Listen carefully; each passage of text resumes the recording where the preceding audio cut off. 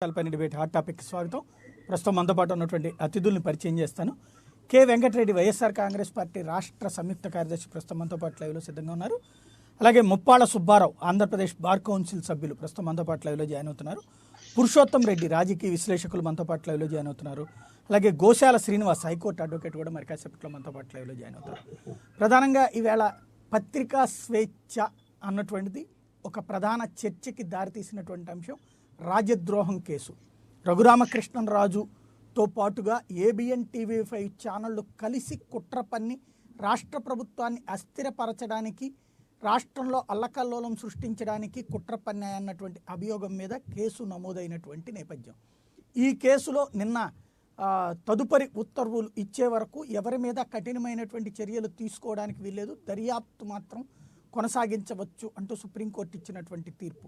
ఇది తమ విజయమని ఛానళ్ళు అంటుంటే వాళ్ళకి ఎలాంటి విజయము కాదు, విచారణకు అనుమతి ఇచ్చారంటే మా విజయమే అన్నటువంటిది ఇటువైపున వైఎస్ఆర్ కాంగ్రెస్ పార్టీ వైపు నుంచి చేస్తున్నటువంటి వాదన. జయాపజయాలు పక్కన పెడితే రాజద్రోహం, భావ ప్రకటన స్వేచ్ఛ, ఈ రెండు ఒకదానికొకటి పోటీనా, లేదంటే ఈ రెండింటి మీద చర్చ జరగాల్సిన అవసరం ఉందా లేదా, ఈ అంశానికి సంబంధించినటువంటి చర్చ చూద్దాం. ముందుగా పురుషోత్తం రెడ్డి గారు ఏమంటారు? సుప్రీంకోర్టు ఇచ్చిన తీర్పుకు సంబంధించినంత వరకు ఈ రెండు గ్రూప్స్, అది మీడియా సంస్థలు కానీ అధికార పార్టీ కానీ మధ్య సంవాదం అసలు సమస్యను పరిష్కరించదు. ఇప్పుడు ఎవరి విజయం, ఎవరి అపజయం, ఎవరు అనుకూలం, ఎవరు అననుకూలం అనే దానికన్నా మీరు ప్రస్తావించినట్టు రెండు అంశాలకు పరిష్కారం దొరకాలి. ఒకటి, రాజద్రోహం లాంటి కేసులు ఏ సందర్భంలో పెట్టాలి, ఎప్పుడు పెట్టాలి, ఏ ఆధారాలతో పెట్టాలనే దానిపైన క్లారిటీ రావాల్సిన అవసరం ఉంది. దాదాపు భారతదేశంలో స్వతంత్రం నుంచి ఈ సమస్య ఉంది.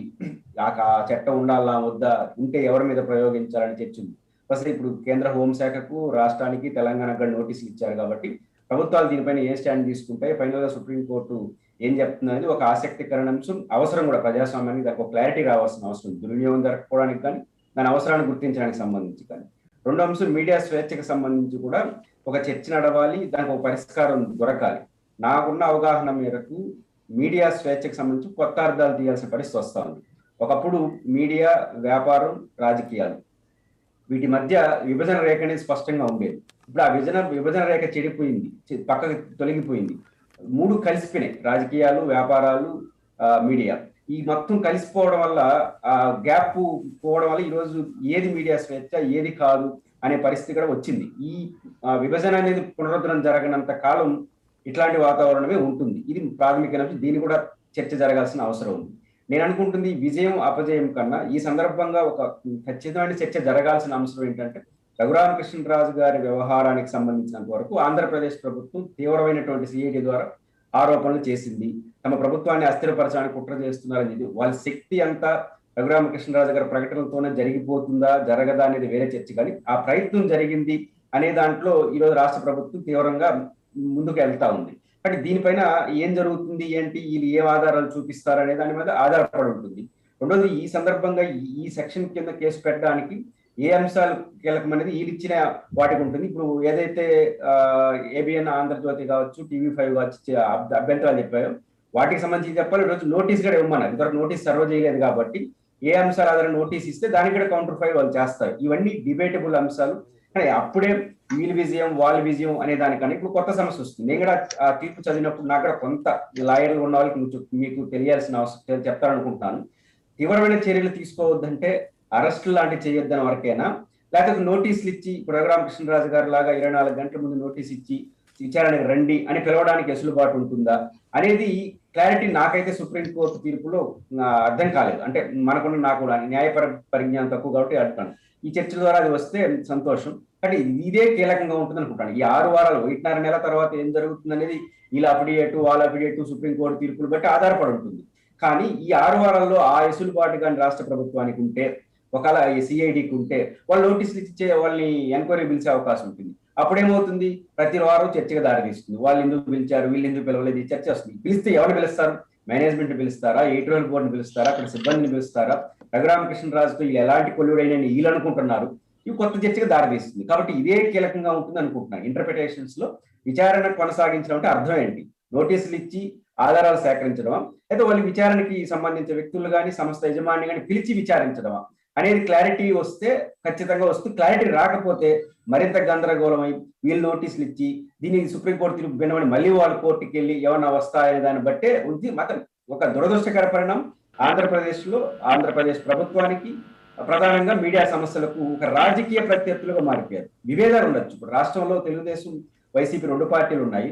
వైఎస్ఆర్ కాంగ్రెస్ పార్టీ ప్రతిపక్షంలో ఉన్నప్పుడు ఈ 2 ఛానల్ని నిషేధించారు. వాళ్ళు నిషేధించిన కారణంగా ఆ రోజు ఒక రకమైన ప్రభావం పడింది, ఎందుకంటే ఆ రోజు లీడర్ ఆఫ్ అపోజిషన్ వాళ్ళు. కానీ ఈ రోజు అదే పార్టీ అధికారంలోకి రావడం వల్ల, అదే రాజకీయ వాతావరణం ఉండడం వల్ల అధికారంలో ఉన్న వైఎస్ఆర్సీపీ చాలా స్పష్టంగా వాళ్ళు తెలుగుదేశం పార్టీ అనుకూలమైన ఛానల్స్ వాళ్ళ కోసం పనిచేస్తారని వీళ్ళు నమ్ముతున్నారు. అట్ ద సేమ్ టైం వాళ్ళు దాన్ని ఆ క్లారిటీ ఇవ్వడం లేదా భిన్నంగా స్పందించడం, న్యూట్రలాలిటీ కాకుండా మీరు మమ్మల్ని రాజకీయ ప్రత్యర్థిగా భావించారు కాబట్టి బస్తీ మీద సవాల్ మేము కూడా సిద్ధమే అని వాళ్ళు కూడా ప్రతిదానికి సిద్ధపడుతున్నారు.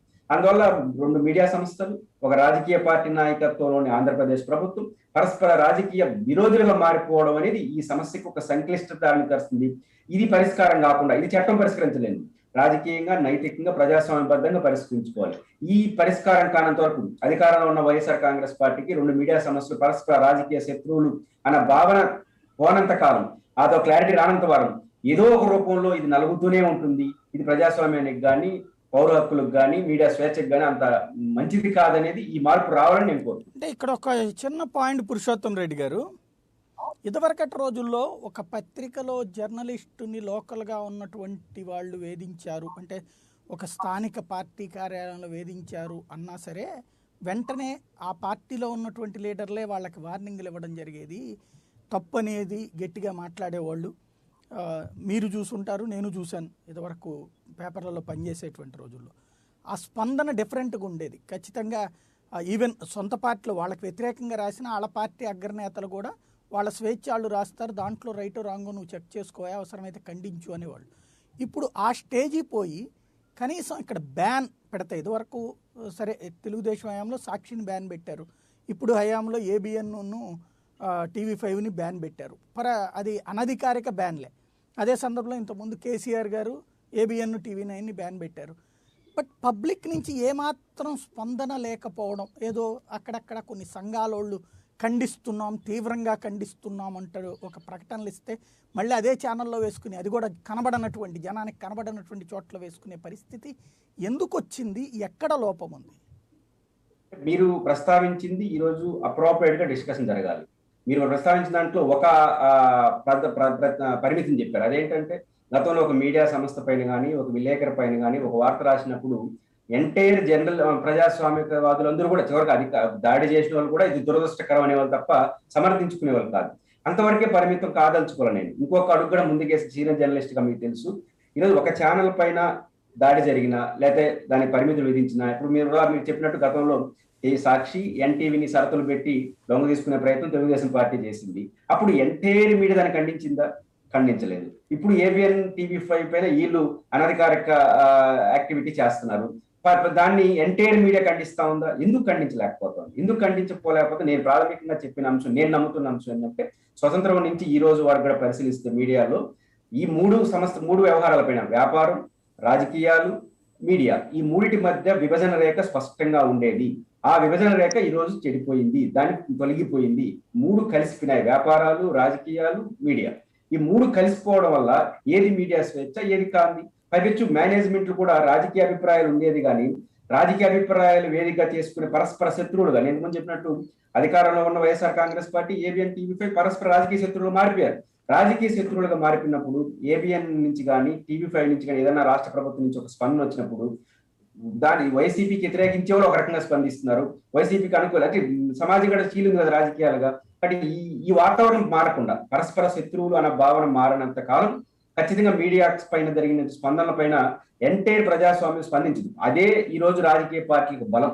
అది మీడియా గుర్తించాలి ఫస్ట్. ఈ రోజు మనం రాజకీయ పార్టీలు మన మీద దాడి చేస్తున్నాయన్నా, మన మీద విమర్శలు చేస్తున్నాయన్నా, రాజకీయ ఆరోపణలు చేస్తుందన్నా, వాళ్ళని విమర్శించే ముందు మీడియా సెల్ఫ్ క్రిటికల్ గా ఆలోచించి ఎందుకు ఈ పరిస్థితి వచ్చింది, మనం ఎక్కడైనా బ్యాలెన్స్ తప్పుతున్నాం, వాళ్ళు రాజకీయ పార్టీ తన అవసరాల కోసం మాట్లాడొచ్చు. కానీ మనం కూడా ప్రతిదాడి చేద్దామా? మనం న్యూట్రాలిటీగా ఉండి వాస్తవాలు చెప్పి తన అభిప్రాయాలు ఎయిటోళ్ళకే పరిమితం చేద్దాం. ఒకప్పుడు తమ అభిప్రాయాలు ఎయిటోళ్ళు పరిమితం చేసేవాళ్ళు, కానీ ఈ రోజు ఎయిటోళ్ళు వేరు, వార్తలు వేరే పరిస్థితి వస్తుంది. కానీ మీడియా దీన్ని సెల్ఫ్ క్రిటికల్ గా ఆలోచించి ఎందుకంటున్నానంటే ఒక దాడి కానీ ఒక విమర్శ కానీ వచ్చినప్పుడు దాన్ని ఎదుర్కొనే శక్తి ప్రజా సమూహం మాదిగా భావించాలి. ఈరోజు ప్రజా సమూహం అట్లా అనుకోవట్లేదు. అది వాళ్ళ సంస్థ, వాళ్ళ రాజకీయాలు అనుకున్నంత కాలం ఎవరైనా ఇట్లాంటి పని చేయగలరు. అందువల్ల ఇది మీడియా సీరియస్ గా ఆలోచించాల్సిన అవసరం ఉంది.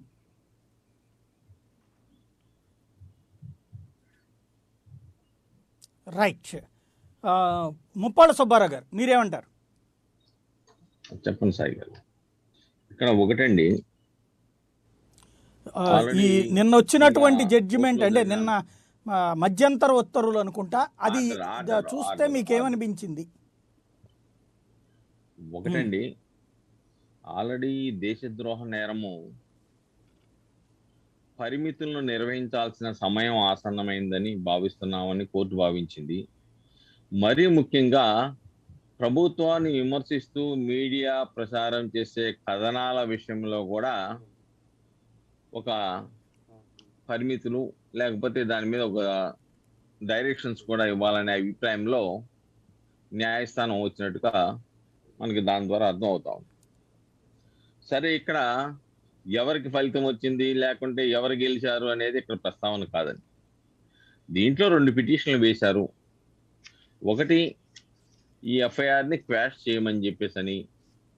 రెండవది, గతంలో 30 ఏప్రిల్న 2021న కోవిడ్ సందర్భంగా కోవిడ్కి సంబంధించిన గ్రీవెన్సెస్ ఏమన్నా చెప్తే దాని మీద కేసులు కట్టుకుంటే అది ఆ సంబంధిత అధికారి కోర్టు ధిక్కార నేరం కింద వస్తారు అని చెప్పేసి చెప్పినటువంటి దాంట్లో మీ ఇక్కడ రామకృష్ణరాజు గారు కూడా దీని మీద కోవిడ్ మీద ప్రస్తావించారు. అది రిలీజ్ చేశాము, దాన్ని కూడా ఇలాగా మలిచారు కాబట్టి అది ఒకటి కంటెంప్ట్ ఆఫ్ కోర్టు కింద పిటిషన్, 2 పిటిషన్లు పెండింగ్ లో ఉన్నాయి. అయితే ఒక పిటిషన్ ఏదైతే క్వాష్ పిటిషన్ ఉందో, క్వాష్ పిటిషన్ లో వాళ్ళ ప్లేయర్ గారు ఎవరైతే టీవీ5కి ఏమో శ్యామ్ దివాన్ గారు, ఏబిఎన్కి ఏమో సిద్ధార్థ లోత్రా గారు అప్పీల్ అవుతూ వాళ్ళు ఇన్వెస్టిగేషన్ ని ఆపుచల చేయండి, ఆదేశాలు ఇవ్వండి అన్నారు.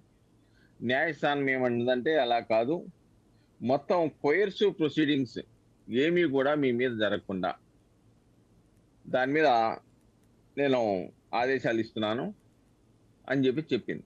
కోయర్సివ్ ప్రొసీడింగ్స్ అంటే నోటీస్ ఇవ్వటం కూడా కోయర్సివ్ ప్రొసీడింగ్ అవుతుంది, అరెస్ట్ చేయటం కోయర్సివ్ ప్రొసీడింగ్ అవుతుంది. కాబట్టి వాళ్ళ ఇన్వెస్టిగేషన్కి అడ్డేమి లేదు. వాళ్ళు ఇన్వెస్టిగేషను మామూలుగా కేసు ఇన్వెస్టిగేషన్ చేసుకోవడానికి రామకృష్ణరాజు దాంట్లో అడ్డు పెట్టలేదు, దీంట్లోనూ అడ్డు పెట్టలేదు. కాబట్టి వాళ్ళు ఇన్వెస్టిగేషన్ చేసుకోవచ్చు. సహజంగా సాయి గారు ఇటీవల ఇక్కడే ఒక చిన్న డౌట్, ఒక్క మాట ఇక్కడ డౌట్ ఏంటంటే, నోటీస్ ఇవ్వకుండా వాళ్ళ దగ్గర వాళ్ళని పిలిచి మాట్లాడకుండా ఎవరిని విచారించాలి, ఇంకా ఏం విచారించాలి? ఇప్పుడు దీంట్లో వచ్చింది వాళ్ళు సిఐడి వాళ్ళు చెప్పేది 46 సీడీలను ప్రాతిపదికగా ఈ యొక్క కేసు నమోదు చేశామన్నారు. అది రామకృష్ణరాజు గారి దాంట్లో కూడా సాయి గారు ఒక విషయము, రామకృష్ణరాజు గారి దాంట్లో కూడా వాళ్ళు పోలీస్ కస్టడీకి అడిగినప్పుడు న్యాయస్థానం చాలా స్పష్టంగా చెప్పింది. ఏమనంటే, ఇది మీరు రికార్డెడ్ ఎవిడెన్స్ ఉంది, ఎవిడెన్స్ని బేస్ చేసుకొని మీరు వెళ్తున్నారు కాబట్టి పోలీసు కస్టడీకి ఇవ్వవలసిన అవసరం లేదు అని చెప్పేసి రామకృష్ణరాజు గారు బెయిల్ అప్పుడు న్యాయస్థానం చాలా స్పష్టంగా చెప్పింది. కాబట్టి వాళ్ళు ఇన్వెస్టిగేషన్ చేసుకోవడానికి ముద్దాయిని విచారిస్తేనే ఇన్వెస్టిగేషన్ అనుకోవటం కరెక్ట్ కాదండి. ఎందుకంటే వీళ్ళు అన్ని కోణాల నుంచి ఇన్వెస్టిగేషన్ చేసుకోవచ్చు. ఇక్కడ ఒక పాయింట్ అండి, ఇక్కడ ఒక చిన్న పాయింట్, మళ్ళీ మనం కన్ఫ్యూజ్ అవుతాం పబ్లిక్కి. దాంట్లో రఘురామకృష్ణరాజు గారిని ఎనీ టైం పిలిచి విచారించవచ్చు, 24 hours బిఫోర్ నోటీస్ ఇవ్వమని చెప్పారు. ఇప్పుడు వీళ్ళకి అలా నోటీస్ ఇచ్చి విచారించకూడదా డైరెక్షన్? ఇప్పుడు అట్లా లేదా, వీళ్ళకి విచారించడానికి లేదా అధికారం? ఎటువంటి కోయర్సివ్ స్టెప్స్ తీసుకోకూడదు అదే నేను అనేది. దాంట్లో రామకృష్ణరాజు గారు దాంట్లో మీరు చెప్పినట్టుగా 24 ఇంకా విచారణ ఏం జరుగుతుంది, నోటీస్ ఇవ్వండి విచారించేటప్పుడు అని ఇచ్చారు. పరోక్షంగా విచారణ ఆపేసినట్టే కదా. ఇప్పుడు ఆయనదైతే ఆల్రెడీ విట్నెస్ ఎవిడెన్స్ ఉన్నాయి, ఆల్రెడీ ఆయన మాట్లాడింది ఎవిడెన్స్ ఉంది. వీళ్ళు పెట్టినటువంటి కుట్ర కేసు ఏంటి, వాళ్ళతో రెగ్యులర్గా టచ్లో ఉంటూ వాళ్ళు టాపిక్లు ఇచ్చి ఈయనతో మాట్లాడించారు, ఇది ప్రభుత్వాన్ని అస్థిరపరచడం, మత కలహాలు సృష్టించడం, కుల కలహాలు సృష్టించడం అనేది. అది ఆ ఫోన్లు తీసుకోవాలి, మాట్లాడాలి, అవతల మీరు మాట్లాడారా లేదా అన్నది చర్చించాలా, అదే వాళ్ళతో దాని మీద కూడా ఇన్వెస్టిగేట్ చేయాలి కదా. అది చేయాలంటే వాళ్ళు కూడా ఉండాలి కదా. అలా లేకుండా సాధ్యమవుతుంది. ఎందుకంటే కేసు క్లోజ్ అయిపోయినట్టేనా? సాయి గారు, పోలీసు ఫోన్ నెంబర్లు కరెస్పాండెంట్ తీసుకోవాలంటే డిపార్ట్మెంట్ నుంచి ఎవరు ఎన్ని నిమిషాలు ఏ ఫోన్ నుంచి ఏ ఫోన్ మాట్లాడో తీసుకోవడానికి ముద్దాయి హాజరవ్వాల్సిన అవసరం లేదు.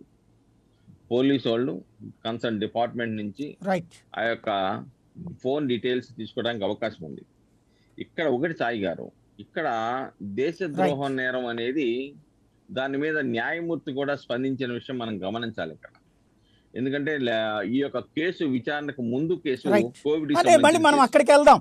నేను అన్నది ముందు ఈ టాపిక్ దగ్గర ఫస్ట్ దీని దగ్గర నుంచి తర్వాత అటుకు వెళ్దాం. మనం ముందు ఒక్కసారి మళ్ళీ మీ దగ్గరకు వస్తాను నేను. గోశాల శ్రీనివాస్ గారు, మీరేమంటారు? ఆ తీర్పు కాపీ చూశారు కదా, ఏమనిపిస్తోంది మీకు? చర్చలో పాల్గొంటున్న మిత్రులందరికీ నమస్కారం. ఈవేళ సబ్జెక్టు నిన్న సుప్రీంకోర్టులో జరిగిన వాదోపవాదాలు, సుప్రీంకోర్టులో పెండింగ్ ఉన్న విషయము, దాని మీద మధ్యంతర ఉత్తర్వులు అనే నేను అనుకున్నాను. అసలు పత్రికలు, రాజకీయ పార్టీల ప్రభావాలు, వీళ్ళకి వాళ్ళకి మధ్యన వైషమ్యం, ఘర్షణ, టగ్, ఇది అనుకోలేదు. దాని మీద నేను వెళ్ళను, దానికి సంబంధం లేదు. ఇప్పుడు వచ్చేప్పటికి మా మిత్రుడు ముప్పాళ్ళ సుబ్బారావు, రామకృష్ణరాజు గారు వ్యవహారంలో ఎలా ప్రవర్తించారు, ఎటువంటి ఆర్డర్లు వచ్చాయి, ఇప్పుడు పత్రికలకు సంబంధించి ఎటువంటి ఆర్డర్లు వచ్చాయన్నప్పుడు ఈ రెండింటి మధ్య వ్యత్యాసం చాలా గట్టిగా ఉంది. వ్యత్యాసం చాలా ఉంది. వారి బెయిల్ గ్రాంట్ చేస్తూ మీరు ప్రాసిక్యూషన్ సహకరించవలసిందే, వెళ్ళవలసిందే, 24 గంటల ముందు నోటీస్ ఇస్తారు, మీరు మాట్లాడవలసిందే అన్నారు. కండిషన్స్ అన్ని ఇంపోజ్ చేశారు. కండిషన్లు అన్ని ఇంపోజ్ చేసినప్పుడు బెయిల్ నేరం యొక్క బ్యాక్గ్రౌండ్, ఈ నేరం ఏ సెక్షన్ పెట్టారు, ఇంకా నేరం రుజువు కాలేదండి. ఆరోపించారు కదా ప్రాసిక్యూషన్. బెయిల్ ఎప్పుడు కూడా అడుగుతున్నప్పుడు ఏ కేసు యొక్క ఫ్యాక్ట్స్ మీద బెయిల్ విచారించడంలో మాట్లాడడం అనేది దురదృష్టకరమైన విషయం, చాలా దురదృష్టకరమైన విషయం. బెయిల్ అన్నది ఏ పరిస్థితుల్లో ఇవ్వాలి, ఎందుకు ఇవ్వాలి, ఏ గ్రౌండ్స్ ని ఎగ్జామిన్ చేసి ఇస్తారు అనేది అడ్వకేట్ గా తెలుసుకోవాలి. ప్రజలు మన నుంచి బాగా ఎక్కువ ఆశిస్తారు. ఎవరైతే ముద్దాయి కస్టడీలో ఉన్నాడో అతని presence is required at is home and all aspects. ఆర్థికంగా కానీ, వ్యక్తిగతంగా ఫిజికల్ గా సర్వీస్ చేయడంలో కానీ, ఆ తర్వాత అతని ఆరోగ్య విషయంలో, అతని శారీరకమైన రుగ్మతలు, మానసిక రుగ్మతలు. 3, సాక్షుల్ని ఇతను ప్రభావితం చేస్తాడా చేయడా, ప్రాసిక్యూషన్ ప్రభావితం చేస్తాడు బెయిల్ ఇస్తే అని వాదించదు. డిస్క్రిషనరీ పవర్ బెయిల్ ఇచ్చాడు. దాన్ని ఎందుకు చెప్తుందంటే అసలు ఫ్యాక్ట్స్ లోకి వెళ్ళి డిస్కస్ చేసుకుంటున్నాం. ఫ్యాక్ట్స్ శంకరరామన్ హత్య కేసులో, కంచిపీఠాధిపతి కేసు కూడా సుప్రీంకోర్టు వరకు ఫ్యాక్ట్స్ మీద డిస్కస్ చేయకూడదనే విషయం మనకి ఇంకిత జ్ఞానం పెట్టుకోకపోతే ప్రజలు మనకి ఇంకా అసలు మన్నించి ఏం ఆశిస్తారు?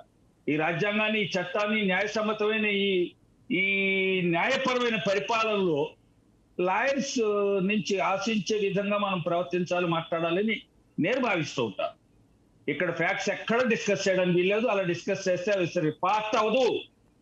ట్రైల్లో పార్ట్ని తీసుకోవడం వీల్లేదు. ఓకే, సమయం వృధా చేసుకోవడం అందరిది. ఇక్కడ పత్రికల గురించి మాట్లాడుతున్నారు, పెట్టిన సెక్షన్ గురించి మాట్లాడుకున్నాం. 124A ఏం చెప్పిందని చెప్తే మనం మాట్లాడుకోవడానికి బోల్డ్ అంత మెటీరియల్ దొరుకుతుంది. Section 124A IPC sedition. This section says whoever by words, ప్రతి మాట శ్రద్ధగా వినాలి మనం. This section says whoever by words, either spoken or written or by signs or by visible representation or otherwise brings or attempt to bring into hatred or contempt or excise or attempts to excite dissatisfaction towards the government established by law in India shall be punishable with imprisonment or fine. అది 3 years నుంచి life ఉందే చూద్దాం.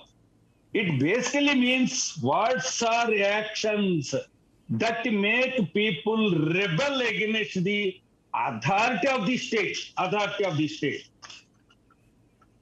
Essential ingredients గురించి చెప్తూ weather the court is ఇక్కడ నేను తర్వాత మాట్లాడతాను. చూసుకోండి వర్డ్స్, ఇంకా దీని మీద అంబిగిటీ లేదు. దట్ వాట్ సెక్షన్ సేస్ ప్రభుత్వాలు పడగొట్టడం అంటే మంత్రివర్గాన్ని పడగొట్టుకోవడం లాంటిది. ఇప్పటికైనా చెప్పుకోకపోతే నేను తప్పు చేసిన వాడిని అవుతాను, నేరస్తులు అవుతాను, సిగ్గుతో తలంచుకుంటాను. జగన్ గారి ప్రభుత్వాన్ని ఎమ్మెల్యేలు కొనేసి పడగొట్టడం సెడేషన్ కింద రాదు, వెన్నుపోట్లు సెడేషన్ కింద రావు, అవిశ్వాస తీర్మానాలు ప్రవేశపెట్టడం సెడేషన్ కింద రాదు, లేదా అత్యవసర సమావేశంలో ఎమ్మెల్యేలని కిడ్నాప్ చేసి దాచేసుకోవడం, ప్రలోభ పెట్టడం అవి సెడేషన్ కింద రాదు. ప్రజాస్వామ్యంలో బేరాల్ని లీగలైజ్ చేసుకున్నట్టే లీగలైజ్ చేసుకున్నాం. ఇప్పుడు ఏం మాట్లాడకూడదు కదా దానికి సంబంధించి. మళ్ళీ ప్రజాస్వామిక పార్లమెంటరీ ప్రజాస్వామిక దేశం, దాంట్లో రాజ్యాంగం రిటర్న్ కాన్స్టిట్యూషన్, అన్రిటర్న్ కాదు. మన చట్టాలన్నీ కూడా return. The concept spirit is embedded in the section. మేధావులు మహామేధావులు తయారు చేశారు. అంచేత వాళ్ళు చర్చ చాలా అవసరం. ఇప్పుడు ఈ రెండు మీడియాలు TV5 అండ్ ABN, ఈ రెండు మీడియాలు పిటిషన్ వేశారు. ఆ పిటిషన్ వేశారు, క్వాష్ వేశారు. ఇక్కడ క్యాష్ ప్రొసీడింగ్స్ మనకు చాలా సార్లు చూసాం. అసలు మనకి అమరావతి చుట్టూ ఉన్న కేసులు కూడా ప్రాసిక్యూషన్ ని ఇన్వెస్టిగేషన్ టేబుల్లోనే క్వాష్ చేసేయడం కానీ, స్టే ఇచ్చేయడం కానీ మొత్తం అన్ని జరిగాయి. ఈ కేసులో మీరు ఇన్వెస్టిగేషన్ ఆపమని ఎక్కడ చెప్పలేదు. క్వాష్ పిటిషన్ మీద నోటీస్ ఇవ్వాలి, ఖచ్చితంగా నోటీసులు ఇచ్చి ఉంటారు. రెండోది ఆయనకి ఇంటీరియం ఆర్డర్ అడిగారు. ప్రొసీడింగ్స్ మా మీద కోయర్సివ్ ప్రొసీడింగ్స్ ఏమి తీసుకోకండి. కోయర్సివ్ ప్రొసీడింగ్స్ అంటే ఏమిటి అనేప్పటికీ మనం రఘురామకృష్ణరాజు గారి కేసులోకి వెళ్ళిపోదు. ఇక్కడ అడుగుతుంటే ఇక్కడే సమాధానం చెప్పుకుందాం. ఇక్కడ కోయర్సివ్ ప్రొసీడింగ్స్ ఏమి ఇచ్చారండి ఆయన? Not to arrest. Proceedings not to protect అంటే ఇంకేమిటి? నోటీస్ కూడా ప్రొసీడింగ్స్ లో పార్ట్. కోయర్సివ్ అన్న పదానికి స్పష్టమైన అర్థం ఉందండి. పట్టొద్దనా, చేపట్టుకుని తిప్పొద్దనా, లేకపోతే లాక్కెళ్ళి జైల్లో వేయిద్దనా. నోటీస్ ఇస్తే ఇన్వెస్టిగేషన్ రావాలి. ఇన్వెస్టిగేషన్ వచ్చారంటే ఇన్వెస్టిగేషన్ ఏజెన్సీ ఆఫీస్కి వెళ్ళాలి, ఆఫీసులో కూర్చోవాలి. పొద్దున్న సాయంత్రం దాకా అడగచ్చు, రాత్రి అడగచ్చు. మీరు ఒకటి అడగచ్చు, మమ్మల్ని ఎవరైనా ఇన్వెస్టిగేషన్ అంటే మా ప్లేటర్ కొంచెం దూరంగా కూర్చుంటాడు, లేకపోతే మొహం ముందు కూర్చుంటాడు, ఇదేదో అడగచ్చు. కానీ దీంట్లో ప్రొసీడింగ్స్ అన్ని సస్పెండ్ చేసేస్తే నోటీస్ ఇవ్వడానికి లేదు. ఇంకేమున్నాయండి? ఆల్రెడీ టెలిఫోన్లో డిపార్ట్మెంట్ అడిగితే మీరు ఎవరు ఫోన్ చేసారో చెప్తారు. మా సీడీలు కూడా మాట్లాడతాయి. Substantial evidence and subcommercial evidence మధ్యన కొరాబరేషన్ క్రియేట్ చేయాలంటే the very accused need to be examined. Unless you examine the accused, how can you examine other witnesses? How can you examine other documents? Ambiguity ఉంటే, దేంట్లోనే యాంబిగిటీ ఉంటే ఎక్కడి నుంచి clarify చేసుకోవాలి? ఎవరిని clarify చేసుకోవాలి? రేపొద్దున డిఫెన్స్ లాయర్ గా నేనే వెళ్తే, did you examine the accused before examining the all witnesses? Or how? మీరు ఎందుకు ఫెయిల్ అయ్యారండి? main accused against whom the allegations are made, against whom the FIR is lodged, and you fail to examine that person. Party 1, CRPC Party 1 వచ్చేస్తుంది. అంచేత ఈ ambiguity ఉందా లేదా అని చూసుకోవాలి మనం. ఏమంటే ఇప్పుడు 124A తీసుకోవడం అది అసలు మనకి పరిచయం లేదంటున్నారు. దాంట్లో ఒక విషయం చెప్తానండి. ఈవేళ సుప్రీంకోర్టు ఇంకా విచారణ ఉంది, నోటీసులు ఇస్తోంది, దాని గురించి మాట్లాడదాం. ఇప్పుడు మాట్లాడడంలో తప్పులేదు. ఈ ఇంటర్వ్యూ ఆర్డర్ మీద మనం మాట్లాడడం, ఇంటర్వ్యూ ఆర్డర్ మీద యాంబిగిటీ ఉందని అనుకుంటున్నాం కాదు. మాకు లేదు, మీకు ఉందనుకున్నారు అనుకోండి, వ్యాఖ్యానాలన్నీ కూడా యాంబిగిటీ ఉంటేనే వస్తాయి. నేను ఎందుకు వ్యాఖ్యానిస్తున్నాను? నాకు యాంబిగిటీ ఉంది. కాబట్టి ఇప్పుడు ఏంటి? కేసు విచారణ చేస్తున్నది 124A రివ్యూ చేస్తున్నారా, లేదా ABN ఆంధ్రజ్యోతి TV5 వారు వేసిన క్వాష్ పిటిషన్ లో మాట్లాడుతున్నారా? క్వాష్ పిటిషన్ లో మాట్లాడుతున్నప్పుడు 124A ఇంగ్రీడియంట్స్ మాట్లాడడానికి వీల్లేదు.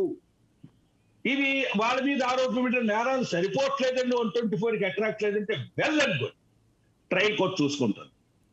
Let the trial court examine the entire case.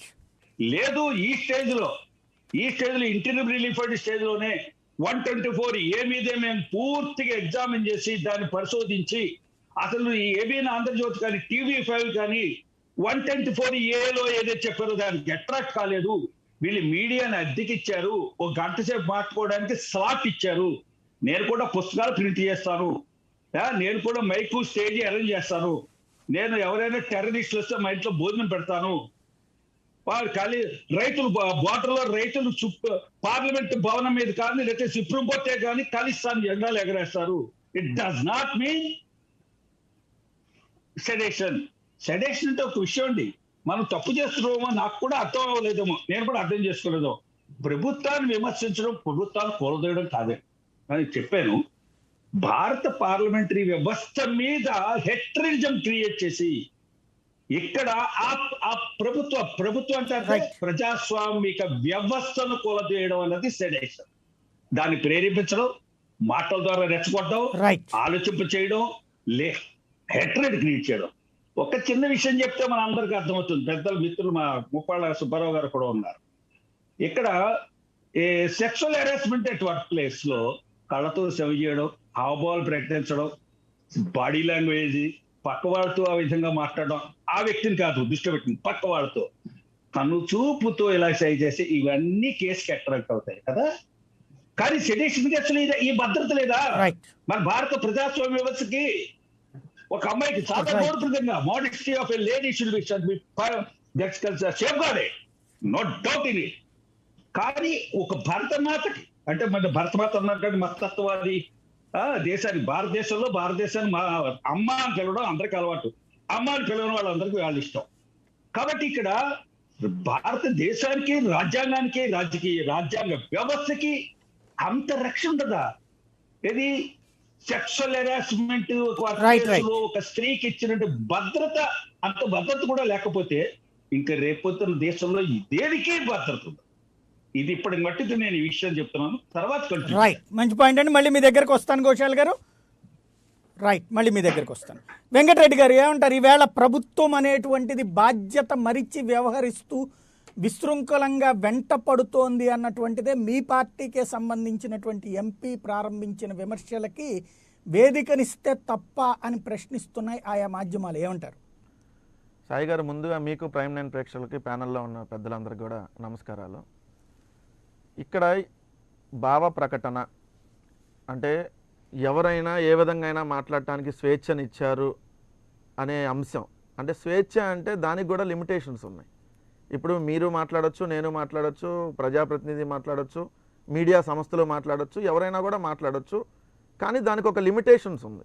అంటే పర్టికులర్ మీడియా సంస్థలు పరిధి దాటి మాట్లాడొచ్చు అని కానీ, లేదంటే ఒక ప్రజాప్రతినిధి పరిధి దాటి మాట్లాడొచ్చు అని కానీ, లేదు సామాన్య వ్యక్తులే మాట్లాడకూడదు, మిగిలిన వాళ్ళు ఎవరైనా మాట్లాడొచ్చు. కానీ ఎక్కడా కూడా రాజ్యాంగంలో ప్రత్యేకంగా ఒకరికొకరికి భేదాభిప్రాయాలుగా రాదు, అందరికీ ఒకటే విధంగా రాజ్యాంగం రాస్తుంది. ఇది నాకంటే పెద్దలకి, శ్రీనివాస్ గారికి, సుబ్బారావు గారికి, పురుషోత్తమ రెడ్డి గారికి బాగా తెలుసు. రెండో అంశం, నిన్న ఏదైతే మీకు సంబంధించిన దీనికి సంబంధించినటువంటి అంశం ఏదైతే ఆంధ్రజ్యోతి ఏబిఎన్ ఛానల్ వాళ్ళు ఈ సిఐడి పెట్టినటువంటి ఎఫ్ఐఆర్ని రద్దు చేయమని వెళ్ళారు సుప్రీంకోర్టుకి. మళ్ళీ గమనించాలి, కింద కోర్టుకి, హైకోర్టుకి డైరెక్ట్ సుప్రీంకోర్టుకి వెళ్ళారు. నార్మల్గా అయితే ఏదన్నా కేసుల్లో మనం కింద హైకోర్టుకి వెళ్ళిన తర్వాత హైకోర్టులో ఏదన్నా వాళ్ళకి వ్యతిరేకంగా వస్తే మళ్ళీ అప్పుడు సుప్రీంకోర్టుకి వెళ్తారు. డైరెక్ట్గా హైకోర్టుకే, డైరెక్ట్గా అత్యున్నత న్యాయస్థానానికే డైరెక్ట్గా వెళ్ళినటువంటిది మనం ఫస్ట్ గమనించాలి. వెళ్ళినప్పుడు ఎఫ్ఐఆర్ని రద్దు చేయమని అడిగారు, దాన్ని రద్దు చేయాల. సిఐడి పెట్టినటువంటి కేసు మీద స్టే ఇవ్వమని అడిగారు, స్టే ఇవ్వాల. 6 వారాల పాటు వాయిదా వేసి 6 వారాల తర్వాత విచారిస్తాం, ఎఫ్ఐఆర్ని రద్దు చేయాలా ఏంటి, దాంట్లో ఉన్నటువంటిది మీ మీద పెట్టినటువంటి రాజద్రోహం కేసు మీద విచారిస్తామని మనకు ఇప్పుడు వచ్చినటువంటి సమాచారం. అంటే ఇక్కడ సిఐడి అధికారులు పెట్టినటువంటి కేసును వాళ్ళు రద్దు చేయలేదు కాబట్టి విచారణ చేసుకునేటటువంటి అవకాశం ఉంటుంది. కాకపోతే మీరు డైరెక్ట్గా పిలిచి విచారణ, ఇప్పుడు రఘురామకృష్ణరాజు గారి కేసులో అయితే 24 గంటల ముందు నోటీస్ ఇవ్వమని చెప్పారు. ఈ కేసులో ఎక్కడ 24 గంటల ముందు నోటీస్ ఇవ్వమని కానీ, లేదంటే వాళ్ళని విచారణకు పిలవద్దని కానీ ఎక్కడా స్పష్టంగా చెప్పాల. అంటే సిఐడి వాళ్ళు విచారణ చేసుకోవచ్చు, అంటే డైరెక్ట్గా వాళ్ళని పిలిచి చేస్తారా ఏంటనేది దాంట్లో ఏ విధమైన గైడ్లైన్స్ అయితే స్పష్టంగా ఇవ్వలేదు. ఇదొకటి మనం గమనించాలి. మీరన్న పాయింట్, డైరెక్ట్ పాయింట్లోకి వద్దాం. అంటే ప్రభుత్వానికి వ్యతిరేకంగా మాట్లాడితేనో, లేదంటే వాళ్ళు ఏదైనా ఇస్తే ఎంపీనే అరెస్ట్ చేస్తారా, లేదంటే ఎంపీ ఇలా మాట్లాడితే వాళ్ళకి సంబంధించినటువంటి 2 ఛానల్లో చూపిస్తే అరెస్ట్ చేస్తారని. 2 ఛానల్స్ కాదండి, ఇదే ప్రైమ్ 9లో కూడా చూపించారు. ఏదైతే రఘురామకృష్ణరాజు గారు ఏదైతే ఫేస్బుక్లో లైవ్ పెట్టారో, ఆ ఫేస్బుక్ లైవ్ పెట్టి రోజు రచ్చబండ ఏదో కార్యక్రమం పెట్టారో, ఇదే ప్రైమ్ 9లో కూడా చూపించారు. దానికి ఒక లిమిటేషన్స్ ఉన్నాయి చూపించడానికి. గంటల తరబడి స్లాట్లు క్రియేట్ చేసి చూపించిందే చూపించి, లేదంటే ఆయన్నే ప్రత్యేకంగా స్టూడియోలో కూర్చోబెట్టో, లేదంటే ఆయనకు గంటల తరబడి స్లాట్లు క్రియేట్ చేసో ఒక డైలీ సీరియల్ లాగా, ఒక డైలీ సీక్వెన్స్ లాగా చూపించాల ప్రైమ్ 9. లేదంటే ప్రైమ్ 9 మీద కూడా అదే విధమైన ఆరోపణలు వచ్చాయి కదా.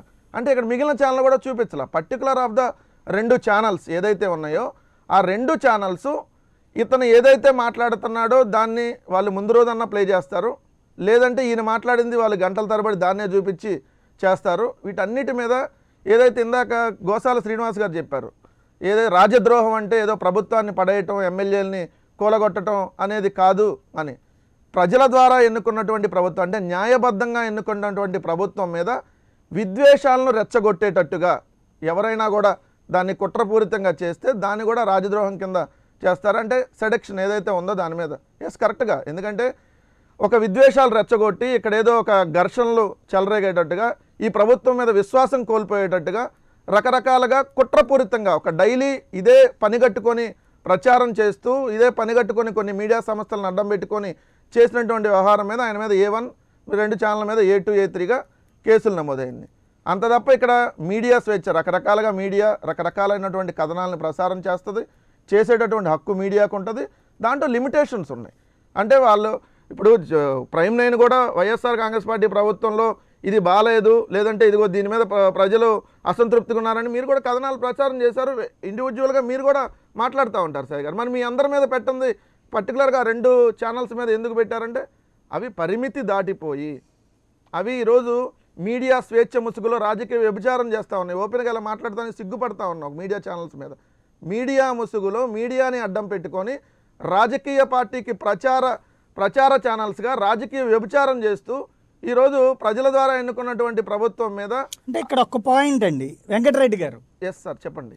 వెంకటరెడ్డి గారు, ఇక్కడ ఈ మాట అనే హక్కు యాక్చువల్గా వైఎస్ఆర్ కాంగ్రెస్ పార్టీకి ఉంటుందా? ఎందుకంటే డైరెక్ట్గా మనమే ఒక పేపర్ నడిపేస్తున్నాం, దాన్ని మళ్ళీ మీడియా అది ప్రజల కోసం అని చెప్తుంటాం. మనం రాసుకునేది మన భజనే రాస్తాం, మిగతా వాళ్ళని తిడుతూనే రాస్తాం.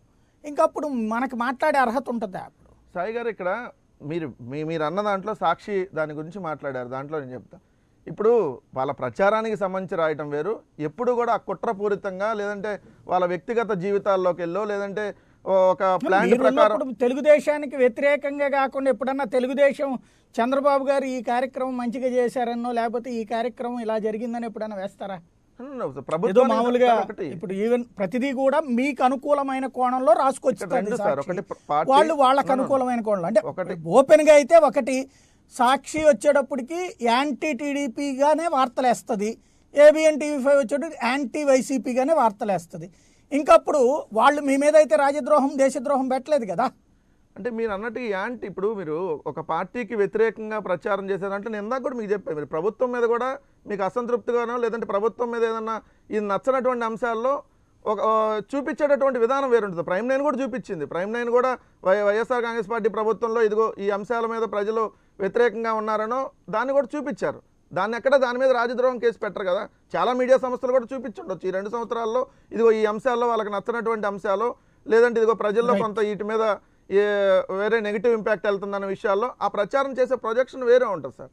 కానీ ఇది ఒక ప్లాన్డ్ ప్రకారం ఒక డైలీకి ఇదే పని, ఇదే ఉండదు. పొద్దున్న నుంచి సాయంత్రం దాకా 24 గంటలు విశ్లేషకులను కూర్చోబెడతారు, న్యాయవాదులను కూర్చోబెడతారు. అంటే నేను న్యాయవాదులని తప్పు మాట్లాడలేదు, న్యాయవాదులు కూడా ఒక పార్టీకి అనుకూలంగా వాళ్ళు ఆ ఛానల్లో కూర్చున్నప్పుడు అదే విధంగా వాళ్ళకి ప్రొజెక్షన్ చేసేటట్టు మాట్లాడతారు. ఇది ఒక పర్టికులర్ ఆ ప్యానల్లో కూర్చున్న మొత్తం అదేటటువంటి వ్యవహారాలు మాట్లాడుతూ ఉంటారు. శ్రీనివాస్ గారు ఏదో మాట్లాడు. రైట్, నేను కూర్చోలేదండి, నేనేమో అనుకుంటారేమో అన్నారు. నేనేమో కాదు పెద్దలు మిమ్మల్ని కాదు సార్, ఏదైతే కొంత పర్టికులర్ మీ గురించి మీ గురించి కాదు సార్, ఏదైతే కొంతమంది ఏదైతే ఉన్నారు ఇప్పుడు మీకు పర్టికులర్గా వాళ్ళని తీసుకుని వచ్చి ఆ ప్యానల్ మొత్తం మోడరేటర్, కూర్చునేటటువంటి వ్యక్తులు, ఏవైనా అనలిస్టులు, ఏవైనా లాయర్లు, మొత్తం ఇదేటటువంటి ఒక డిస్కషన్ అంటే ఎట్లా ఉంటుంది, 2 రకాల వాదనలు వినిపించాలి. మీరు ఒకసారి చూడండి, ఇక్కడ ఈ మాట చెప్పేటప్పుడు అయితే సాక్షి డిబేట్ చూసినా కూడా అంత అసలు ప్రభుత్వం ఈవేళ ప్రపంచంలో ఎవరూ చేయనంత అద్భుతాలు చేస్తోంది, భగవంతుడి తర్వాత నెక్స్ట్ జగన్మోహన్ రెడ్డి అన్నటువంటి వాళ్ళే ఉంటారు. ఇంతకు ముందు కాదండి, ఇదే కాంగ్రెస్ పార్టీ, ఇదే భారతీయ జనతా పార్టీ ప్రతినిధులు వాళ్ళకి సంబంధించినటువంటి పార్టీ వర్షన్ వాళ్ళు వినిపిస్తారు. కానీ ఇక్కడికి వచ్చి ఆ 2 ఛానల్స్ లో కూర్చున్నటువంటి కాంగ్రెస్ పార్టీ వాళ్ళు, కూర్చున్నటువంటి బీజేపీ వాళ్ళు కూడా, కూర్చున్నటువంటి కాంగ్రెస్, కూర్చున్నటువంటి బీజేపీ వాళ్ళు కూడా ఆ ఛానల్ తెలుగుదేశాన్ని తిట్టే బీజేపీ వాళ్ళని తెచ్చి కూర్చోబెట్టేవాళ్ళు, ఇప్పుడు వాళ్ళు వైసీపీని తిట్టే బీజేపీ వాళ్ళని తెచ్చి కూర్చోబెడతారు. అందులో బీజేపీ టీ, బీజేపీ వై అని యాడ్ చేసుకోవాల్సి వస్తుంది. వచ్చిన గొడవ అది. మీరు అందరూ బాధపడతారని తేడా ఏముండదు అక్కడ. బీజేపీ 2 వర్ట్లకి వెళ్తున్నారు, కొంతమంది అటు కొంతమంది ఇటు వస్తున్నారు. అది వాళ్ళు కూడా బ్యాలెన్స్డ్గా అటు కొంతమందిని ఇటు కొంతమందిని అరేంజ్ చేసినట్టున్నారు బీజేపీ వాళ్ళు జనసేన. రైట్, ఒక్క నిమిషం. పురుషోత్తం రెడ్డి గారు, దీన్ని అసలు ఏ కోణంలో చూడాలంటే నిజంగా ఇక్కడ మీడియా అనేటువంటి దాంట్లో అంటే ఇవాళ ఇష్యూ వస్తున్నటువంటిదే దేశద్రోహం, రాజద్రోహం అనేటువంటిది ప్రభుత్వాన్ని కూల్చడానికే కుట్ర పన్నింది అనుకోవాలా, లేదంటే ప్రభుత్వానికి సంబంధించి ఒక నెగిటివ్ క్యాంపైన్ అనేటువంటిది అంటే ఈ పార్టీ మీద ఇష్టంతో చేస్తున్నది అనుకోవాలా? ఇప్పుడు మీడియా అనేది ఖచ్చితంగా ప్రతిపక్షమే. ప్రతిపక్ష పార్టీ వేరు, ప్రతిపక్షం వేరు. ప్రతిపక్షం అంటే ప్రభుత్వాల్లో జరిగే తప్పుల్ని, తమకు జరిగే అన్యాయాన్ని ప్రజల పక్షం వహించడం ప్రతిపక్షం. ప్రతిపక్షం అంటే పార్టీ కాదు, ప్రతిపక్ష పార్టీ వేరు. ఇప్పుడు ప్రతిపక్షమా ప్రతిపక్ష పార్టీయా కొన్ని ఛానల్స్ అనేది ఇక్కడ చర్చనీయాంశం అవుతా ఉంది. ప్రతిపక్ష పార్టీ పాత్ర పోషిస్తే చాలా ప్రమాదకరం, ప్రతిపక్ష పాత్ర పోస్తే తప్పులేదు. ఉదాహరణకు ఇప్పుడు ఆంధ్రప్రదేశ్ ప్రభుత్వం మీకు గుర్తుంది, ఇండియన్ ఎక్స్ప్రెస్ అనుకుంటాను, స్వతంత్రం ఇందిరాగాంధీ గారు అధికారంలో ఉన్నప్పుడు మీడియా స్వేచ్ఛకు సంబంధించి కొన్ని జీవోలు ఇచ్చినప్పుడు ఆయన ఎడిటోరియల్ ని బ్లాక్ తో ప్రచురించాడు, నేను ప్రచురించలేనని చెప్పాడు. ఆ రకంగా ప్రొటెస్ట్ చేసే ప్రతిపక్ష పాత్రని మీడియా ఎప్పటి నుంచో స్వతంత్రోద్యమం నుంచి ఇప్పటి వరకు పోషిస్తానే ఉంది. ఇప్పుడు మనం ప్రతిపక్ష పాత్ర పోషిస్తున్నామా, ప్రతిపక్ష పార్టీ పాత్ర పోషిస్తున్నామా అనే ఇక్కడ పేజీలు వస్తా ఉంది. ఇప్పుడు ప్రాథమిక వెంకటరెడ్డి గారు చెప్పిన దాంట్లో వస్తున్న ప్రాథమిక సమస్య ఇంటెన్షనల్ గా వాళ్ళు మా ప్రభుత్వాన్ని బదనాం చేయడం కోసం చేస్తున్నారు, కూల్చడం కోసం కాదు. వాళ్ళు చెప్పదు, ఎందుకంటే కూల్చే శక్తి ఛానల్స్ కి లేవు, రఘురామకృష్ణరాజు గారికి అంతకన్నా లేదు. అంతకన్నా ఉంటే ఆయన పార్టీ నుంచి బయట వచ్చినాడు, ఇంట్లో కూర్చొని ఆ పనులు చేసి ఉండేవాడు. సమస్యలు ఏమవుతుందంటే ఇప్పుడు మీడియా ఛానల్స్ కూడా గత కొన్ని రోజులుగా ఆ 2 ఛానల్స్ ఏంటున్నాయి, మేము మాట్లాడే వాళ్ళకి స్పేస్ ఇచ్చాము, వాళ్ళు లైవ్ టెలికాస్ట్ చేసాం తప్ప వాళ్ళ మాటలకంతా మాకు సంబంధం లేదు అనే పదం ఇప్పుడు ఎందుకు వాడుతున్నారు? ఇన్ని రోజులు అట్లా మాటలు ఎందుకు వాడుతున్నారంటే ఒక ఇబ్బంది ఆ ఛానల్స్ కి ఏమొచ్చాయి, రఘురామకృష్ణరాజు గారు చేసిన ప్రస్తావనలు, మాటలు సమాజం ముందు కరెక్ట్ అని చెప్పేదానికి నైతికత సమస్య వస్తా ఉంది. ఎందుకంటే ఆయన వాడిన భాష, వ్యక్తం చేసిన అభిప్రాయాలు ఎక్కడ ప్రజాస్వామ్యబద్ధంగా లేవు, అసహజంగా ఉన్నాయి, అభ్యంతరకరంగా ఉన్నాయి, కులాల మధ్య చిచ్చు పెట్టే విధంగా ఉన్నాయి. ఆ రకంగా ఉన్నాయి కాబట్టి రఘురామకృష్ణరాజు గారి యొక్క ప్రెస్ మీట్లని తప్పేముంది, ఈ ప్రభుత్వానికి వ్యతిరేకంగా లేదా ఈ ప్రభుత్వం ప్రజా వ్యతిరేక ప్రభుత్వం కాబట్టి మేము వాళ్ళందరినీ ఎవరు ప్రభుత్వ వ్యతిరేకంగా మాట్లాడతారో ఆ గొంతులకు మా ఛానల్ వేదిక అవుతుంది అని ధైర్యంగా చెప్పడానికి ఇప్పుడు సాహసం చేయట్లేదు. కారణం ఏంటంటే ఆ రఘురామకృష్ణరాజు గారు లేవనెత్తిన అంశాలు ఏవి కూడా అభ్యంతరకరమైన విషయాలు, అసంబద్ధమైన విషయాలు, అసహజమైన విషయాలు. దీన్ని ఇప్పుడు ఎందుకు ఆ బలహీనత వస్తుందో వాళ్ళు గుర్తించాలి. దీంట్లోనే క్లారిటీ ఉంది. కానీ రఘురామకృష్ణరాజు గారి ఎపిసోడ్ ని మీరు అన్నట్టు సాక్షి ఛానల్ కానీ, ఏబిఎన్, ఆంధ్రజ్యోతి, టీవీ5 కూడా సహజంగా వాయిస్ ని ఎట్లా వస్తారు, వాళ్ళకి ఒక ఆలోచన ఉంటుంది. ఆ ఆలోచన తగినట్టుగా మాట్లాడే గెస్టులనే పిలుచుకుంటారు, తప్పేం లేదు. కానీ ఆ గెస్టుల లిస్ట్ లో రఘురామకృష్ణరాజు చేసి వీళ్ళందరూ మేము పిలిచామని ఎందుకు చెప్పలేకపోతున్నారు అంటే ఇదే సమస్య. కాబట్టి ఆయన రఘురామకృష్ణరాజు యాటిట్యూడ్, ఆయన బిహేవియర్, ఆయన చేసిన శాస్త్రం అభ్యంతరకరమైంది కాబట్టే ఈరోజు ఆ 2 ఛానల్ మాకు సంబంధం లేదని ఉపన్యాసాలు అంటారు. అయితే సంబంధం లేదని మాట్లాడడానికి ఒక పరిమితి ఏమొస్తుందంటే 2 ఛానల్స్ కి మీ ఇష్టం ఎవరైనా కూర్చోబెట్టచ్చు, కానీ గంటల తరబడి కదా, అంటే ఒక క్రమబద్ధతలో ఒక పరిణామం. ఒక ఉదాహరణకి ఈరోజు రాష్ట్ర ప్రభుత్వాన్ని ప్రశ్నించే వాళ్ళందరినీ పెడతామంటే ఎందుకు సిపిఐ నాయకులు లేరు, సిపిఎం నాయకులు లేరు, కాంగ్రెస్ నాయకులు లేరు, బీజేపీ వీళ్ళందరూ వైసీపీకి అనుకూలం కాదు కదా, వాళ్ళు ఎవరిని ఎందుకు చూపించలేదు? కేవలం రఘురామకృష్ణరాజు చేస్తుంది రాజకీయాలు ఇరిటేషన్. ఆ ఇరిటేషన్ చేస్తున్న వ్యక్తి పదే ఆ ఛానల్ చూడండి, మీరు ఎడ్డింగ్ ఏం చెప్తారు, వైఎస్ఆర్ కాంగ్రెస్, దానికి ఒక పేరు పెడతారు, రైతు విభజన కాంగ్రెస్ పార్టీకి సంబంధించిన ఎంపీ ఇప్పుడు లైవ్ లో ఉన్నాడు. అది ఎటకారం కాదు ఏమవుతుంది, అది ప్రతిపక్షం అవుతుందా? ఎటకారం చేయడం అవుతుంది, ఇరిటేట్ చేసినట్టు అవుతుంది. అది అవసరమా మీడియాకి? ఈరోజు ప్రజల పక్షం వహించడం అంటే అదేనా? కాబట్టి ప్రతితో అదే ఛానల్స్ కానీ చర్చ ఏం చేయాలి? ఒక పార్టీలో గెలిచిన వ్యక్తి ఆ పార్టీలో విభేదించినప్పుడు రాజీనామా చేయాలని నైతికతను ప్రస్తావించాలి కదా. ఇప్పుడు తెలుగుదేశం నుంచి వైసీపీతో అనధికారికంగా పోయిన వాళ్ళని అప్పుడు వైసీపీ నుంచి తెలుగుదేశం మనం ఎట్లా చూసాం, వాళ్ళు పార్టీ ఫిరాయింపుదారులుగా, చట్ట వ్యతిరేకంగా ఉన్న వాళ్ళుగా, నైతిక విలువలు లేని వాళ్ళుగా మనం ప్రొజెక్ట్ చేసాం. ఇప్పుడు రఘురామకృష్ణరాజుకి ఏ నైతిక విలువలు మనం మాట్లాడుతున్నాం? అలాగే ఒక పార్టీలో గెలిచిన వ్యక్తి పదే ఆ పార్టీకి వ్యతిరేకంగా ఆ పార్టీని ఇరిటేట్ చేసే పద్ధతిలో మాట్లాడుతుంటే అలాంటి వాటిని ఎంకరేజ్ చేయొచ్చా? రాజీనామా చేయొచ్చిన ఒక ప్రశ్న ఆ 2 ఛానల్స్ కానీ మిగతా వాళ్ళని అడిగారు ఏ రోజున, మీరు ఆ పార్టీ నుంచి గెలిచారు, ఎందుకు రాజీనామా నైతికతను ప్రశ్నించలేదు. ఇవన్నీ చూసినప్పుడు పొలిటికల్ మోటివ్ ఉందనే దానికి ఎవరికైనా అర్థం అవుతుంది. కాబట్టి ఈ సెక్షన్ ని పెట్టడాన్ని నేను వ్యతిరేకిస్తాను, ఎందుకంటే రాజద్రోహం అనేది మంచిది కాదు, అది ఎందుకో వచ్చింది, ఇప్పుడు దాన్ని ఉపయోగించకూడదు. కానీ ఖచ్చితంగా ఆ 2 ఛానల్స్ ప్రతిపక్ష పాత్ర వహిస్తున్నాయా, ప్రతిపక్ష పార్టీ పాత్ర వహిస్తున్నాయా అనేది ఆత్మ పరిశీలన చేసుకుంటే తప్ప ఈ సమస్యకు ఒక పరిష్కారం రాదు. రైట్. ఇక్కడ సుబ్బారావు గారు ఒక కీలకమైనటువంటి పాయింట్ ఇదే. ఇప్పుడు రఘురామకృష్ణరాజు గారు మాట్లాడటం వలన ఆ మాటల్లో కులము మతము అనే దాన్ని రెచ్చగొట్టడం వలన ఆ రెచ్చగొట్టినందువల్ల సొసైటీలో అశాంతి రేగి గొడవలు జరుగుతాయి, దానికోసమే ఇది ఉద్దేశపూర్వకంగా అన్నటువంటిది ఈ కేసు మూలం. అదే ఈ రాజద్రోహం కేసుకు సంబంధించినటువంటి మూలం.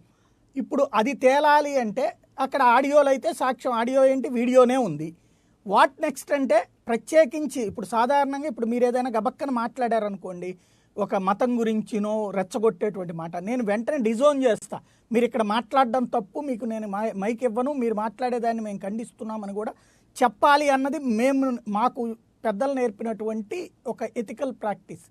అట్లాంటిది చెప్పకపోతే ఆయన మాట్లాడే హక్కు ఉంది కాబట్టి మాట్లాడారు, భావ ప్రకటన స్వాతంత్ర హక్కు ప్రకారం మేము ఆయనకి టైం ఇచ్చాం కాబట్టి మాకు సంబంధం లేదని క్లెయిమ్ చేయొచ్చా ఏది ఇప్పుడు ABN TV5? అప్పుడు ఎవరు అసలు దానికి బాధ్యులు ఎవరు అవుతారు?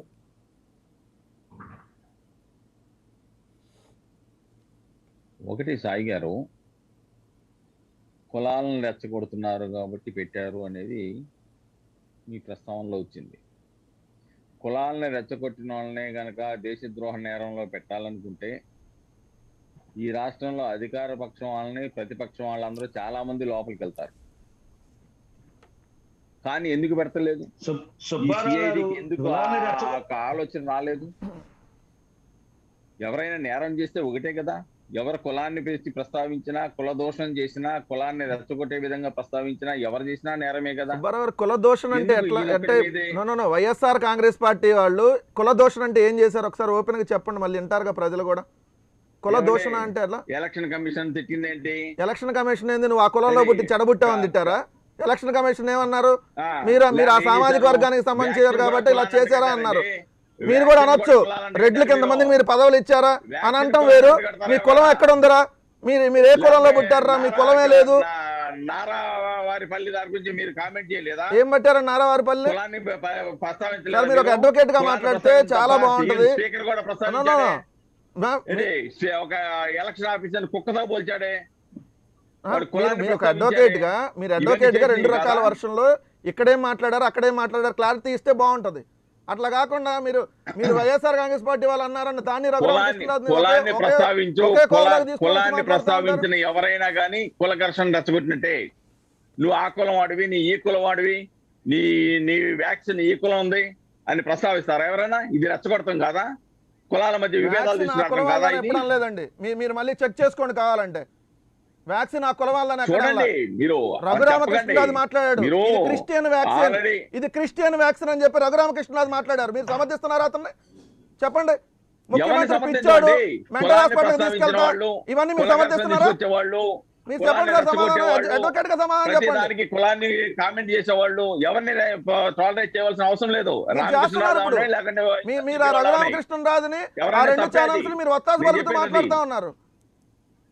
నేను రామకృష్ణరాజు గారు అన్నా కూడా తప్పే, అదే వైఎస్ఆర్సీపీ నాయకులు అన్నా తప్పే, జగన్మోహన్ రెడ్డి అన్నా తప్పే, అందరికి ఒకటే ఉంటది. మీరు కాబట్టి ఎవరు కులాన్ని ప్రస్తావించినా కులాన్ని ప్రస్తావించిన దాంతో మాత్రాన దేశద్రోహం ఇలాంటి వచ్చినప్పుడు ఒక్క స్థాయి గారు ఒక్క నిమిషం సుబ్బారావు కేదార్నాథ్ సింగ్ అనే కేసులో కానివ్వండి, చెప్పండి, లేకుంటే బల్వంత్ సింగ్ కేసులో కానివ్వండి, చాలా స్పష్టంగా ఏదైనా ఒక వాదన ఒక విమర్శ జరిగినప్పుడు దాంట్లో వైలెన్స్ ఉండాలి, యాక్షన్ రియాక్షన్ ఉండాలి. అలాంటి లేకుండా దేశద్రోహం నేరం పెడతాం అనేది అది తప్పు అనేది చాలా స్పష్టంగా చేయాలి. ఎందుకంటే నిన్న ఇక్కడ ఒక చిన్న డౌట్ సార్, ఇక్కడ నాకు ఒక చిన్న డౌట్ జస్టిస్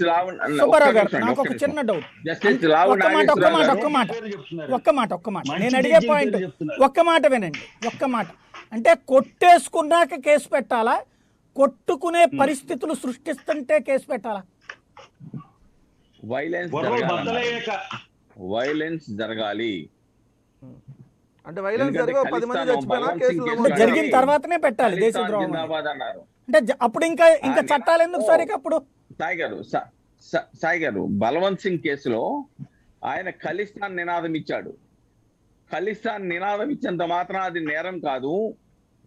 కాబట్టి దాంట్లో వైలెన్స్ జరగలేదు, యాక్షన్ రియాక్షన్ జరగలేదు, కాబట్టి అది దేశద్రోహ నేరం కింద రాదు అని చెప్పేసి బలవంత్ సింగ్ కేసులో 1995 చాలా స్పష్టంగా సుప్రీంకోర్టు దాని తర్వాత అదే ఖలిస్తాన్ నినాదంతో స్వర్ణ దేవాలయంలో దాకా సైన్యాన్ని పంపించాల్సి వచ్చింది. ఆ రోజున దేశద్రోహం కాదని వదిలేస్తే ఈ జడ్జిమెంట్ లో ఓవర్ లేదండి సాయి గారు. ఈ కేదార్ అదే అనేది అంటే కాలమాన పరిస్థితులకు అనుగుణంగా మార్పులు ఉండవా?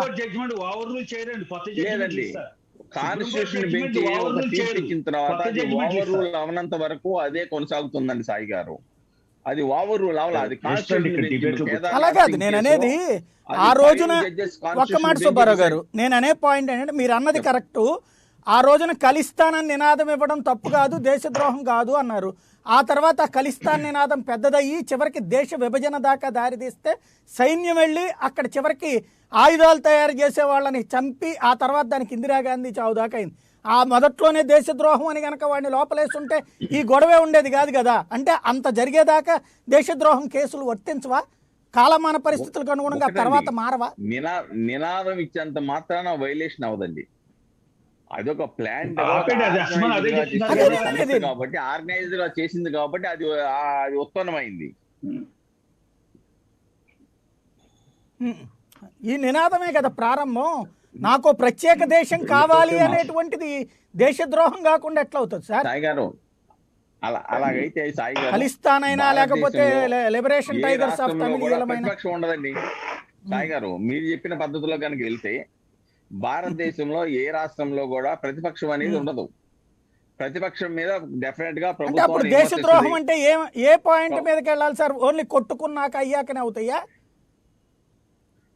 ఒకటండి, ఒక ప్లాన్డ్ గా ఈ దేశాన్ని కొల్చటమో, ఈ దేశానికి వ్యతిరేకంగా చేయటమో, లేదంటే విదేశీ శక్తులతో గుమిగొట్టమో అలాంటివి చేసి ఒక ఘర్షణ అనేది క్రియేట్ చేయాలి. ఇక్కడ దీంట్లో ఎక్కడా కూడా ఒకడు రెచ్చిపోయిన వాడు లేడు, ఒకడు కొట్టుకునేవాడు లేడు, ఒకటి దేశాన్ని చీల్చడానికి ప్రయత్నించిన వాడు లేడు, ప్రభుత్వాన్ని కూల్చడానికి వెళ్ళినోడు లేడు. అంత ధైర్యం ఎక్కడుందండి ప్రభుత్వాన్ని కూల్చే ధైర్యం?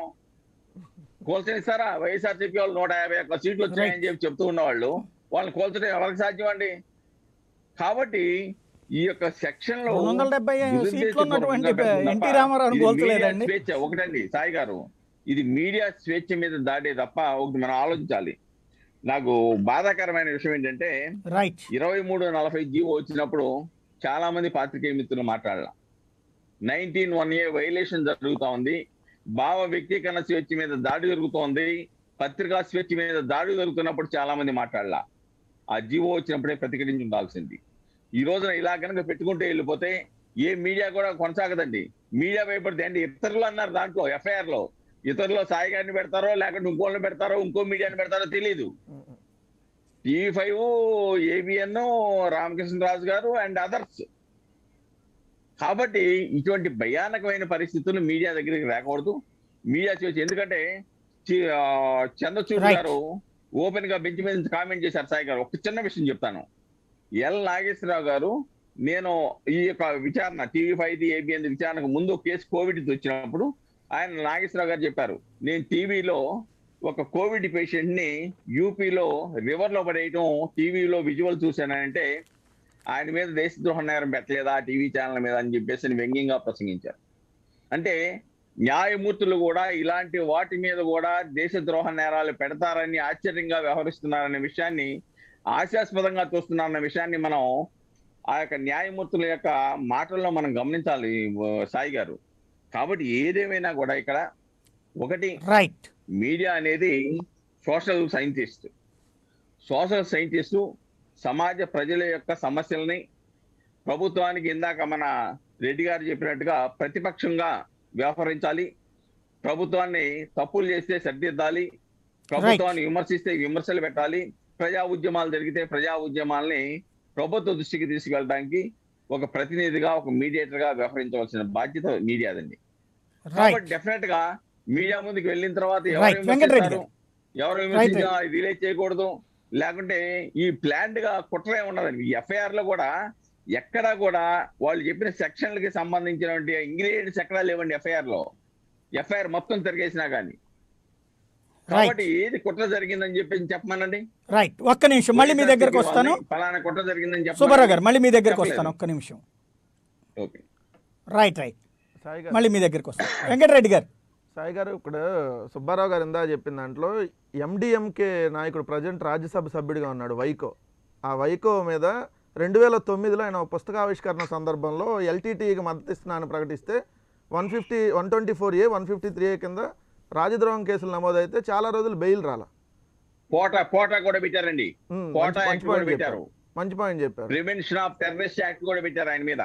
ఎస్ మంచి పాయింట్ చెప్పారు. ఇప్పుడు మీరు అన్నట్టు రాజద్రోహం కేసులో ఇప్పుడు ప్రభుత్వాన్ని 151 మంది ఎమ్మెల్యేలు ఉన్నారు కాబట్టి కూల్చేటటువంటి ధైర్యం లేదు, కూల్చేటటువంటిది ఇది లేదు అని మంచి పాయింట్ చెప్పారు దాంట్లో. కానీ ఆ కూల్చేటటువంటి దాన్ని రాజద్రోహం కింద రాదు. ఇందాక గోసాల శ్రీనివాస్ గారు కూడా పర్టికులర్ దాంట్లో చదివినిపించారు ఏ దాని కింద వచ్చిందని.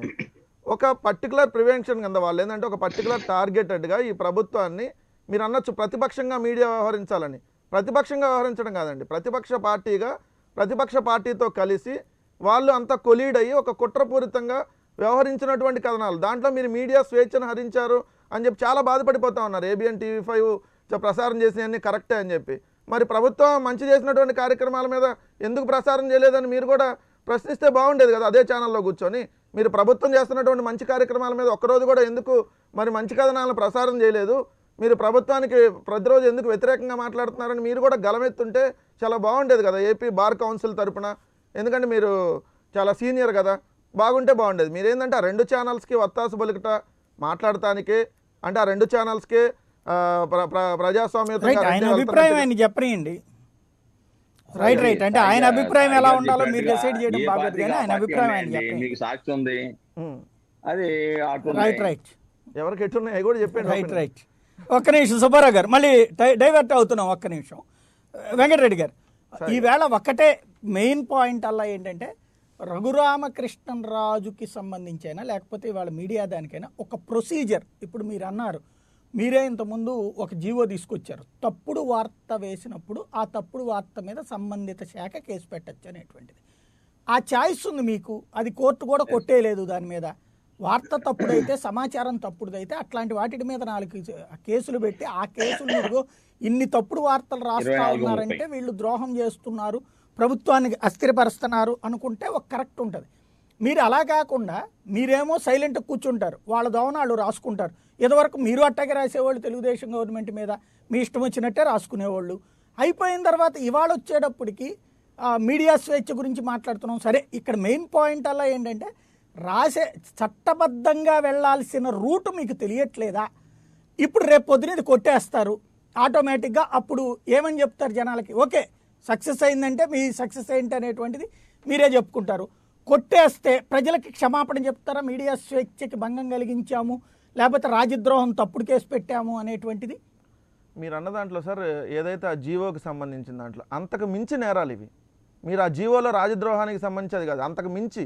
అంటే మీరు అన్నట్టుగా ఒక పర్టికులర్ ఒక డిపార్ట్మెంట్లో ఏదైనా వాళ్ళు తప్పుడు కథనాన్ని ప్రసారం చేస్తేనో, లేదంటే వీళ్ళు ఏదన్నా దాని మీద ఎవరన్నా నాయకుడు ఆరోపణ చేస్తేనో వాళ్ళకి నోటీసులు ఇచ్చి వాళ్ళకి సంబంధించి వివరణ తీసుకోవటం ఇవి ఉంటుంది. ఇవి అంతకు మించి సార్, అంతకు మించి దాటిపోయింది ఆ పరిమితులు. అదన్నీ మీరు చెప్పేది అది చిన్న normal issue. Raghuramakrishnaraju ABN TV5 అంశాల్లో అసలు అంతకు మించినటువంటి కుట్రలు దాదాపుగా మీరు చూస్తా ఉన్నారు సార్. ఒక్క మాట వెంకటరెడ్డి గారు, సార్ పాయింట్ ఏంటంటే ఒక్క మాట నేను అనేది ఏంటంటే, ఒక ప్రభుత్వాన్ని ఇప్పుడు తప్పు చేస్తున్నారు అంటే ఇదిగో ఇది నీ తప్పు అని ఓ 10 సార్లు ఆ కాగితాలు ఇచ్చి ఇదిగో 10 సార్లు చెప్పినా కూడా మీరు ఆ తప్పులే చేస్తూ ఉన్నారంటే, కుట్ర పన్నుతున్నారంటే ఓ లెక్క ఉంటుంది. అలా కాకుండా అవన్నీ చూస్తా కూర్చుని ఏకంగా ఇప్పుడు నువ్వు ఇట్లా చేసేస్తున్నావు అంటే వాళ్ళ వెనకాల ఇంటెన్షన్ ఏంటనే జనం డిసైడ్ చేస్తారు. అది పొలిటికల్లీ ఇదివరకు సాక్షి అంటే వైసీపీని గెలిపించాలనుకుంటోంది, తెలుగుదేశాన్ని పొడగొట్టాలనుకుంటోంది అనేటువంటిది జనాలలో ఉన్నటువంటి ఫీలింగ్. ఇప్పుడు వాటి మీద అదే ఫీలింగ్ ఉంటుంది. ఆ రోజున అది ముయ్యలేదు, లేకపోతే ఈ రోజున ఇది ముయ్యలేరు.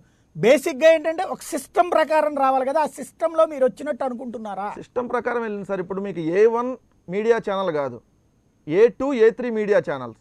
అంటే A1తో కలిసి A2, A3 వాళ్ళందరూ కలిసి ఒక సమూహంగా ఈ ప్రభుత్వాన్ని అస్థిరపరచాలనో, లేదంటే ఈ ప్రభుత్వాన్ని అస్థిరం మీన్స్ అంటే పడగొట్టాలని కాదు, ఈ ప్రభుత్వం మీద ఏదైతే ప్రజల్లో చులకన చేసో, ఈ ప్రభుత్వం మీద వ్యతిరేక భావాలు విద్వేషాలు రెచ్చగొట్టో రకరకాల అంశాల మీద A1 ఇక్కడ ఎవరు మెయిన్ అక్యూజ్డ్ రఘురామకృష్ణరాజు, వాళ్ళతో కలిసి మీడియా సంస్థలు, ఇక్కడ మెయిన్ మీడియా సంస్థలు కాదు, A1 మీడియా సంస్థలు కాదు.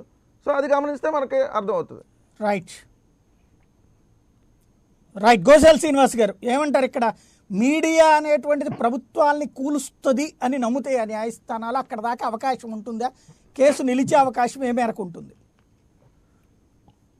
ప్రభుత్వాన్ని కూల్చడం అంటే అండి, అసలు ప్రభుత్వాన్ని కూల్చడం అంటే నాకు అర్థం కావట్లేదు. ప్రభుత్వాన్ని కూల్చడం అనే పదం ఎక్కడ లేదే. 124A ప్రభుత్వాన్ని కూల్చడం అనేది కదా ఎక్కడ లేదు. జగన్ ప్రభుత్వాన్ని కూల్చినా, మోడీ గారి ప్రభుత్వాన్ని కూల్చినా, పివి నరసింహరావు ప్రభుత్వాన్ని కూల్చాలనుకున్నా, అవిశ్వాసాన్ని తెరవపెట్టన్నా, పత్రికా స్వేచ్ఛకు భంగం అన్న మాట ఎక్కడ ఉందండి? పత్రిక విపరీతమైన స్వేచ్ఛ, అన్లిమిటెడ్ ఎంతైనా మాట్లాడుకోవచ్చు. పెద్దల సభ గలాట, రాజ్యసభలు మాట్లాడారు. ఇప్పుడు లెజిస్లేటివ్ అసెంబ్లీని కానీ, కౌన్సిల్ కానీ, పార్లమెంట్ మీద కానీ తప్పుగా ప్రవర్తన మాట్లాడితే సభా హక్కుల ఉల్లంఘన కింద ఒక పద్ధతి ఉంది కదా. అలాగే ప్రభుత్వ అధికారి తన యొక్క ఉద్యోగ నిర్వహించడంలో, తన యొక్క బాధ్యత నిర్వహించడంలో ఎవరైనా బాధ్యత నుంచి నిర్వహించకుండా అడ్డుకున్న వారి మీద కేసు పెట్టేటువంటి అధికారులు. ఈ మధ్య న్యాయస్థానంలో ఏమండి కొంచెం గట్టిగా ఆర్గ్యుమెంట్ చెప్తే, నాలంటి కొంచెం గట్టిగా ఆర్గ్యుమెంట్ చెప్తాడు, చెవుడు ఉంటుంది కొద్దిగా. నాకు you are shouting, you are raising your voice అని నా మీద కేసు పెడతారేమో అని పోయింది. ముప్పల సుబ్బారావు గారు, మీరు కూడా అడ్వకేట్స్ హక్కుల గురించి బాగా మాట్లాడతారు కదా.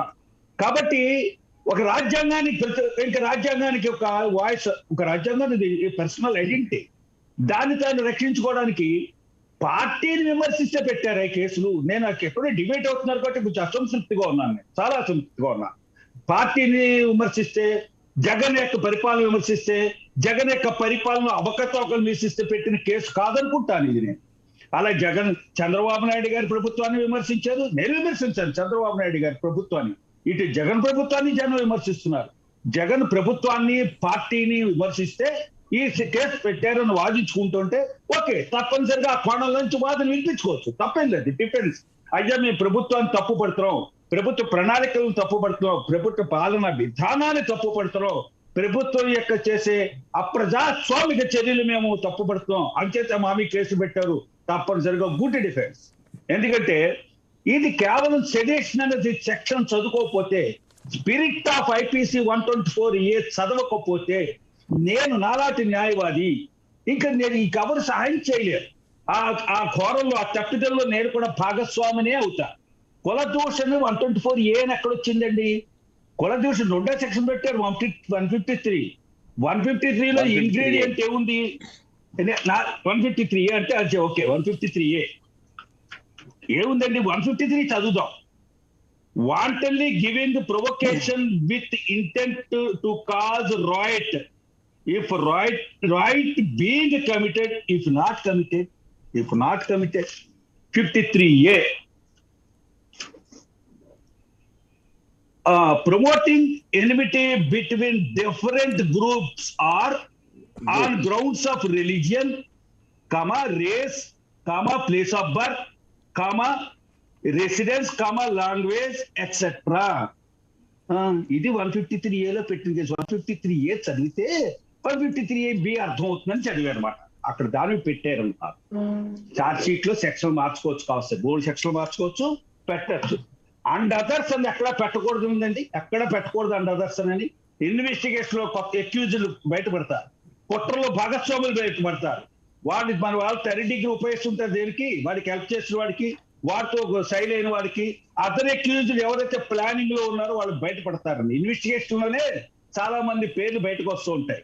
అప్పుడు వాళ్ళని చేర్చాలి. చేర్చకూడదని ఎక్కడైనా ఉందా? లేదు. అండ్ అదర్స్ ఉంటుంది. జనరల్ గా అడ్వకేట్స్ మరి తెలుసుకోవాలి, అండ్ అదర్స్ అని రాస్తారు. ఐడెంటిఫై చేయడంలో ఫెయిల్ అవుతారు అండ్ అదర్స్ ఎక్కువ అయితే. ఇక్కడ ఐడెంటిఫికేషన్ ఏం లేదు, ఉంది ఆల్రెడీ ఎవిడెన్స్ అంతా క్రియేట్ దాట్ చేస్తారు. మరి అండ్ అదర్స్ వాళ్ళ పేర్లు లేనప్పుడు వాళ్ళు ఎందుకు వెళ్ళారండి సుప్రీంకోర్టుకి? అండ్ అదర్స్ వాళ్ళ పేరు లేదు కదా. మరి నేనే నాకు పూర్వం ఉంది ఏంటి, నీ పేరు లేదు కదా, ఎందుకు బుద్ధాలు తడు కూడా వచ్చేస్తావు అని చెప్పి రిటర్న్ చేయడమో రిజెక్ట్ చేయడమో చేసేవారు పూర్వం. అయినో ఇప్పుడు ఎందుకు అలా చేయలేదు? వీళ్ళ పేర్లు సుప్రీంకోర్టు చేర్చేసిందా? చేర్చవలసిందే కదా. Not to proceed against them అంటే కోర్టు స్టెప్స్ తీసుకోవద్దన్నప్పటికీ as now they are made party to the proceedings, అంతే కదా. ఆ విధంగానే డ్రా చేస్తాను presumption. The court already believed not to proceed against them. అసలు నీ పేరు వెళ్ళినప్పుడు నీవి ప్రొసీడ్ అవుతారన్న ఒక్క మాట ఉందా? నదిలో ఏంటండి, గంగా నదిలో శవం పడేయడం సెడిషన్ కేసా? నాకైతే బాధగా ఉంది సార్. నేను ఆ మాట వింటుంటే చాలా బాధపడుతున్నాను. గంగా నదిలో శవం పడేయడం వేరే సెక్షన్ కింద వస్తుంది, ఎవరినో లాగి పట్టడం వేరే సెక్షన్ కింద వస్తుంది, ఒక అమ్మాయి మెడలో చైన్ లాగేసే వేరే సెక్షన్ గా వస్తుంది, రేప్ వేరే సెక్షన్ గా వస్తుంది, రాబరీ వేరే సెక్షన్ గా వస్తుంది, నదిని పొల్యూట్ చేయడం వేరే సెక్షన్ గా వస్తుంది. ఈ డిజాస్టర్ మేనేజ్మెంట్ యాక్ట్ ఏమండి ఏమంటారు? అంత సిల్లీగా పెడుతున్నారని న్యాయమూర్తి యొక్క భావం. అంత సిల్లీగా పెడుతున్నారట. 124A పెడుతున్నారని. ఓకే సిల్లీగా పెడుతున్నారు కేసు అని వీటి భావం వచ్చినప్పుడు సిఐడి డిపార్ట్మెంట్ మీద ఆ భావాన్ని వ్యక్తం చేస్తే సిల్లీగా తీర్పులు ఇస్తున్నారని చెప్పి అసలు ప్రజలు అంటారేమో. నా భయం అది. సిల్లీగా తీర్పులు ఇస్తున్నారు, సిల్లీగా వ్యవహరించట్లేదు ప్లేడర్లు, ఏ ప్లేడర్లు అరుచుకుంటున్నారు, ఏ ప్లేడర్లు తిట్టుకుంటున్నారు. మరి కంటెంప్ట్ ఆఫ్ కేసుని పెట్టచ్చు. ఫస్ట్ మొదటిసారిగా విధులు పెట్టేస్తున్నారని కామెంట్స్ రాస్తున్నప్పుడు వీళ్ళందరూ కంటెంప్ట్ ఆఫ్ కోర్టు ప్రొసీడింగ్స్ లో ఇన్వాల్వ్ అయిన ప్లేడర్లు వీళ్ళు మనకేం చెప్తారంటే, రేపొద్దున ఎవరో కంటెంప్ట్ ప్రొసీడింగ్స్ రాసిన మీద అంటే నీ మీద కంటెంప్ట్ ఎందుకు వెళ్ళకూడదు అన్నవాడు హైకోర్టు జడ్జి అయ్యాడు అనుకుందాం. మీకు ఇంకో విషయం తెలుసలేదు, 124A కింద కేసు శిక్ష పడితే అతను దేనికి అర్హుడు కాకుండా పోతాడు. ఇలాగా కంటెంప్ట్ కూడా, కంటెంప్ట్ అయినప్పుడు అతను అసలు లీగల్ ఆఫీసర్ గా అపాయింట్ చేయడానికి వీల్లేదండి. పర్సన్ కంటెంప్ట్ దేని మీద అండి? Judge, advocates are officers of the court. Court అంటే జడ్జి ఒకరే కాదు, అడ్వకేట్స్ ఒకరే కాదు, ఇది పబ్లిక్ కోర్ట్ అంటారు, అందుకని పబ్లిక్ కోర్ట్. మరి కంటెంప్ట్ ప్లేడర్ని కూడా విమర్శించి, ప్లేడర్ని కూడా వార్నింగ్ ఇచ్చి, థ్రెటనింగ్ ఇస్తే భయపెడితే ఎంతో మంది భయపడతారు. ఒక అడ్వకేట్ గా లేదు చెప్తున్నాను, ఎవరైనా కేసు అయ్యో వాదించలేదంటే నా కేసులు ఇంకా ఉన్నాయి అక్కడ అంటూ ఉంటాం మనందరం. సుబ్బారావుకి తెలుసా విషయం. కాబట్టి ఇక్కడ ప్రభుత్వాన్ని విమర్శించడం కింద 124A పెట్టినట్టయితే సిఐడి తప్పు చేసినట్టు, సిఐడి బాగా తప్పు చేసినట్టే. ప్రభుత్వాన్ని విమర్శించడం ప్రజాస్వామ్య హక్కు అని ఎందుకు అనుకున్నారు? హక్కు కాదండి, బాధ్యత. హక్కు విమర్శించడం హక్కు అనుకోదు, బాధ్యత. మీరు మీడియా ప్రతిపక్ష పాత్ర వహిస్తోందన్నారు, అది తప్పు. మీడియా ప్రభుత్వానికి ప్రజల నుంచి ఒక డ్యాక్ అని అంటారు చూసారా, థర్డ్ డే. మీ 4th ఎస్టేట్ అని జడ్జిమెంట్ లో ఎప్పుడో జడ్జి గారు చెప్పారు, అప్పటి నుంచి వచ్చింది. ఈ 4th ఎస్టేట్ మీడియాని ఏం అనకూడదు, ప్రొటెక్టెడ్. ఈ 4th ఎస్టేట్ ఎక్కడుందండి కాన్స్టిట్యూషన్ లో? 4th ఎస్టేట్ అని 3 ఎస్టేట్లు ఉన్నాయి మనకి. 1 is legislative and 2nd is executive, 3rd is judiciary. వాటి వేరే 4th ఎస్టేట్ ఫండమెంటల్ రైట్ దగ్గర మిగిలిపోయింది, ఫ్రీడమ్ ఆఫ్ ఎక్స్ప్రెషన్. ఏమండి చివరికి రియల్ ఎస్టేట్ దగ్గర మిగిలిపోయింది పరిస్థితి, బిల్డింగుల దగ్గర ఆగిపోయింది. 4th ఎస్టేట్ రియల్ ఎస్టేట్ కలిపి మొత్తం అబ్సల్యూట్ ఎస్టేట్ కింద మారిపోయింది. అబ్సల్యూట్ ఎస్టేట్ కాదు, ఈ ప్రొవోకేటివ్ గా రాయడం. భారత ఆర్థిక మంత్రి గారు రంగరాజన్ అని క్వశ్చన్ మార్క్ వేసి పేపర్ లో లీడ్ చేసి, ఆ విధంగా నన్ను కథలా స్టోరీలా న్యూసా అంటే నాకు ఇక్కడ ఒక 2 పాయింట్లు కావాలి. గోశాల గారు, సుబ్బారావు గారు, మీ ఇద్దరే చెప్పాలి. ఇప్పుడు ఒకటి మామూలుగా బయట విడిగా వేరు, ఒక టీవీ ఛానల్లో కూర్చున్నప్పుడు అరే డాష్ డాష్ కులపోడ అనే తిట్టు, లేకపోతే నువ్వు సో అండ్ సో మతం వాళ్ళకే వ్యాక్సిన్స్ వేస్తున్నారు మిగతా వాళ్ళకి లేదు అనేటువంటి ఇంకొక విమర్శ, నీ అంతు తేలుస్తా అనేటువంటి వ్యవహారం, లేదా ముఖ్యమంత్రి పిచ్చోడు ఆయన మందులు వాడుతున్నాడు నాకు తెలుసు అనేటువంటిది. ఇట్లాంటిది కేవలం వ్యక్తిగత దూషణ కిందకు వస్తాయా, లేదంటే కనుక ఇవి ప్రొవోక్ చేయడానికి అనేటువంటి దాని కిందకి వస్తుందా? అంటే ఈ ప్రొవకేషన్ అనేటువంటిది ఏ కోణంలోకి వర్తిస్తుంది మీరే చెప్పాలి. గోశాల్ గారు మొదట మీరు, తర్వాత సుబ్బారావు గారిని అడుగుతాను. నేను చెప్తాను. ముఖ్యమంత్రి గారు మీకు ఆ మానసిక పరిస్థితి బాగులేదు అనడంలో తప్పు లేదు, మందులు వాడండి నేను అడ్వైజ్ చేయడంలో తప్పు లేదు. ఆయనకున్న అభిప్రాయాన్ని ఆయన చెప్పచ్చు. మధ్యలో వాడుతున్నారని ఏమండి మీ పార్టీ ఎంపీ మాట్లాడితే కేసులు పెట్టారా? ఈ పార్టీ ఎంపీ ఏంటండి? సిఐడికి ఎంపీ ఏంటి, ఎమ్మెల్యే ఏంటి? అసలు ఏమిటి ఈ విధంగా మాట్లాడడం? మీ పార్టీ ఎంపీ మాట్లాడితేనే మా పార్టీ ఛానల్ ఇచ్చాము ఇలా అలా మాట్లాడుతున్నారు. మీ పార్టీ ఎంపీ ఇది ఏముండదు. ఒక వ్యక్తి మాట్లాడుతుంటే ఛానల్లో స్లాట్ క్రియేట్ చేసావు. ఆయన మాట్లాడే విధానం, ఆ స్పీచ్, ఆ వెర్షన్, ఆ వర్డ్, అదంతా కూడా వర్డ్స్ ఉన్నాయి కదా, అవన్నీ కూడా అభ్యంతరకం అయితే వాటిల్ని మీడియాగా సాధనగా ఏర్పాటు చేసిన మీడియా కూడా ఏమంటారండి, ఏమంటారు ఇప్పుడు అక్యూజ్డ్ కాదా? ఓ పబ్లిష్ చేశాను నేను, ఓ పుస్తకం పబ్లిష్ చేశాను నిషేధించినటువంటి అంశాలతో ఉన్నది. రాసిన రైటర్ ఎవరో ఎక్స్, పబ్లిషర్ నేను, నాకు రెస్పాన్సిబిలిటీ లేదా? నాకు రెస్పాన్సిబిలిటీ అద్దెకిచ్చానండి నా స్లాట్. ఈ అద్దెకి ఇవ్వడం ఏంటండి స్లాట్? రికార్డింగ్ డాన్స్ ఏంటి ఇది రికార్డింగ్ డాన్స్ కాదు, స్టేజ్ అద్దెకి ఇవ్వడానికి. ఇక్కడ జరిగింది ఏమిటి? ఆయన అన్నారు ఏమిటి, మీరు విమర్శించారని. ఏం విమర్శించారు? మీరు వ్యాక్సిన్, మీరు రైట్ అంటే నేను ఆఫీసర్ సెక్షన్ 153 ఏమిటండి, వ్యాక్సిన్ మీ కులపోలకే ఇచ్చారు, వ్యాక్సిన్ మీ మతం వాళ్ళకే ఇచ్చారు అన్నట్టయితే ఏమర్థిస్తుందండి అలా మాట్లాడితే? మరి ఎంపీ గారు, బాధ్యత గల ఎంపీ గారు, ఏ పార్టీ అయినా సరే 153A ఏం రాసేది ఉందండి? Promoting enmity between different groups on ground of religion, race, place of birth, everything. కాదా? 153A కింద రాలేదే ఇది? ఇంకా కులాల గురించి మాట్లాడి కులాలు రెచ్చగొట్టి ఎక్కడ ఉన్నారు? క్రిస్టియన్స్ కే మీరు వ్యాక్సిన్ ఇస్తున్నారంటే మిగతా వాళ్ళ మధ్యన అండరెస్ట్ రాదా? వీళ్ళందరూ తిరగబడరా? తిరగబడ్డానికి కోసమే కదా నువ్వు మీరు చేసింది. నీ అంతు చూస్తానని మాట్లాడాను సార్, నీ అంతు చూస్తాను మీడియాలో మాట్లాడితే ప్రొబేట్ కింద రాదా అతను? అదే ఇందాక ఇక్కడ సుబ్బారావు గారు ఒక మాట చెప్పారు కదా, అది జరిగితే తప్పించి రాదు అనేది. అంటే అలా కొట్టుకుంటేనే వస్తుంది తప్పించి కొట్టుకునే ఉద్దేశం అన్నంత మాత్రాన రాదు. ఉల్లంఘించారండి. ఆ జడ్జిమెంట్ ఉల్లంఘించినప్పుడు ఇప్పుడు అటెంప్ట్ టు కమిట్ మర్డర్ అని పెట్టారు అనుకోండి. అటెంప్ట్ టు కమిట్ వేరు, మర్డర్ వేరు. మర్డర్ వేరు, 2 సెక్షన్లు ఉన్నాయి. మర్డర్ జరగలేదు కదా, మర్డర్ జరగలేదు కాబట్టి మర్డర్ కేసు కింద విచారణ చేయలేదు, అటెంప్ట్ టు మర్డర్ కింద విచారణ చేస్తారు. కానీ అమాయకులు చిన్నపిల్లలు ఇప్పుడు చదువుకుంటున్న వాళ్ళు నేను చెప్పడం తప్పు చెప్పాను అనుకోండి, వాళ్ళు వినేసి ఏమంటే మర్డర్ చేయాలని కత్తిని దొరికాయి, నువ్వు లెటర్ రాసావు, అతను చంపాలని వెళ్ళావు, కానీ ఈలోగానే పోలీసులు పట్టేసుకున్నారు, అతను ఏం చేశాడు, సెల్ఫ్ డిఫెన్స్ లో నేను 2 కొట్టాడు, కింద పడ్డావు అని వచ్చాడు అనుకోండి. నేనే కొత్తగా వచ్చిన ప్రాక్టీస్ అనుకోండి, నీకేం శిక్ష పడదయా, నువ్వు వచ్చి చేయలేదు కదా అంటే అనుకోండి, మిస్లీడింగ్ అవుతుంది. ఇక్కడ 124A అక్కడ లేదు ఇంగ్రీడియంట్. ఆ విధంగా రాయిట్స్ జరిగితేనే, ఆ విధంగా ప్రభుత్వం మీద, ప్రభుత్వం అంటే జగన్ ప్రభుత్వం, మోడీ ప్రభుత్వం కాదు, ప్లీజ్ అండర్స్టాండ్. భారతదేశంలో ప్రజాస్వామిక వ్యవస్థ అది, దాని మీద కనుక దాడి జరుగుతుంటే, దాడి ఎక్కడ జరిగింది? కూపింగ్ ఎక్కడ జరిగింది? అదే చెప్పారు, ఒక రాజ్యాన్ని పడగొట్టేశారా? పడిపోయిందా రాజ్యం పడిపోతే ఇంకా అసలు కాన్స్టిట్యూషన్ సస్పెండ్ చేసేస్తారండి. ఈ ఆతంకవాదులందరూ కాన్స్టిట్యూషన్ సస్పెండ్ చేసేసి అసలు ఈ కాన్స్టిట్యూషన్ ఇండియాకి చెల్లదంటారు. పాకిస్తాన్ లో అప్పుడప్పుడు మిలిటరీ రూల్ వస్తూ ఉంటుంది కదా. అంటే ఇది ఇక్కడ ఇది వర్తించాలడానికి నేరం కమిషన్ అవ్వాలి అన్నది 124A కాదు. ఒకవేళ అసలు తీర్పులు ఉంటే సుప్రీంకోర్టులో వాళ్ళకి ఎక్స్ట్రాడినరీ పవర్స్ తోటి, అస్ట్రాడినరీ పవర్స్ తోటి ఆ జడ్జిమెంట్ ఎక్కడ మనం ఛాలెంజ్ చేయలేం. కొత్త జడ్జిమెంట్ కి అది ప్రెసిడెంట్ అవ్వదు, అది ప్రెసిడెంట్ గా వాళ్ళు ఫాలో అక్కర్లేదు. సుప్రీంకోర్టు అనేక తీర్పులు ఇచ్చింది. సుప్రీంకోర్టు తన జడ్జిమెంట్ తో తానే డిఫర్ అయింది చాలా సార్లు. పెర్రిన్ క్యూరియం అనే మాట మనం అనక్కర్లేకుండానే పెర్రిన్ క్యూరియం జడ్జిమెంట్స్, ఆ జడ్జిమెంట్స్ వ్యక్తిగత కేసుల్లో ఇచ్చారు. ఆ కేసుల్లో అది ఇక్కడ అన్ని చోట్లకి అప్లికేషన్ అప్లై అవ్వదు. కేసులు అక్కర్లేదండి మనకి ఇండియాలో. ఇదే మనకి అమెరికా కాదు. అన్రిటర్న్ కాన్స్టిట్యూషన్ ఉండడానికి, అన్రిటర్న్ కాన్స్టిట్యూషన్ లేదు మనకి, రిటర్న్ కాన్స్టిట్యూషన్ ఉంది, దాన్ని ఫాలో అవ్వాల్సిందే. ఇంకో విషయం అడిగారు సాయి గారు, ఇంకో విషయం అడిగారు మీరు.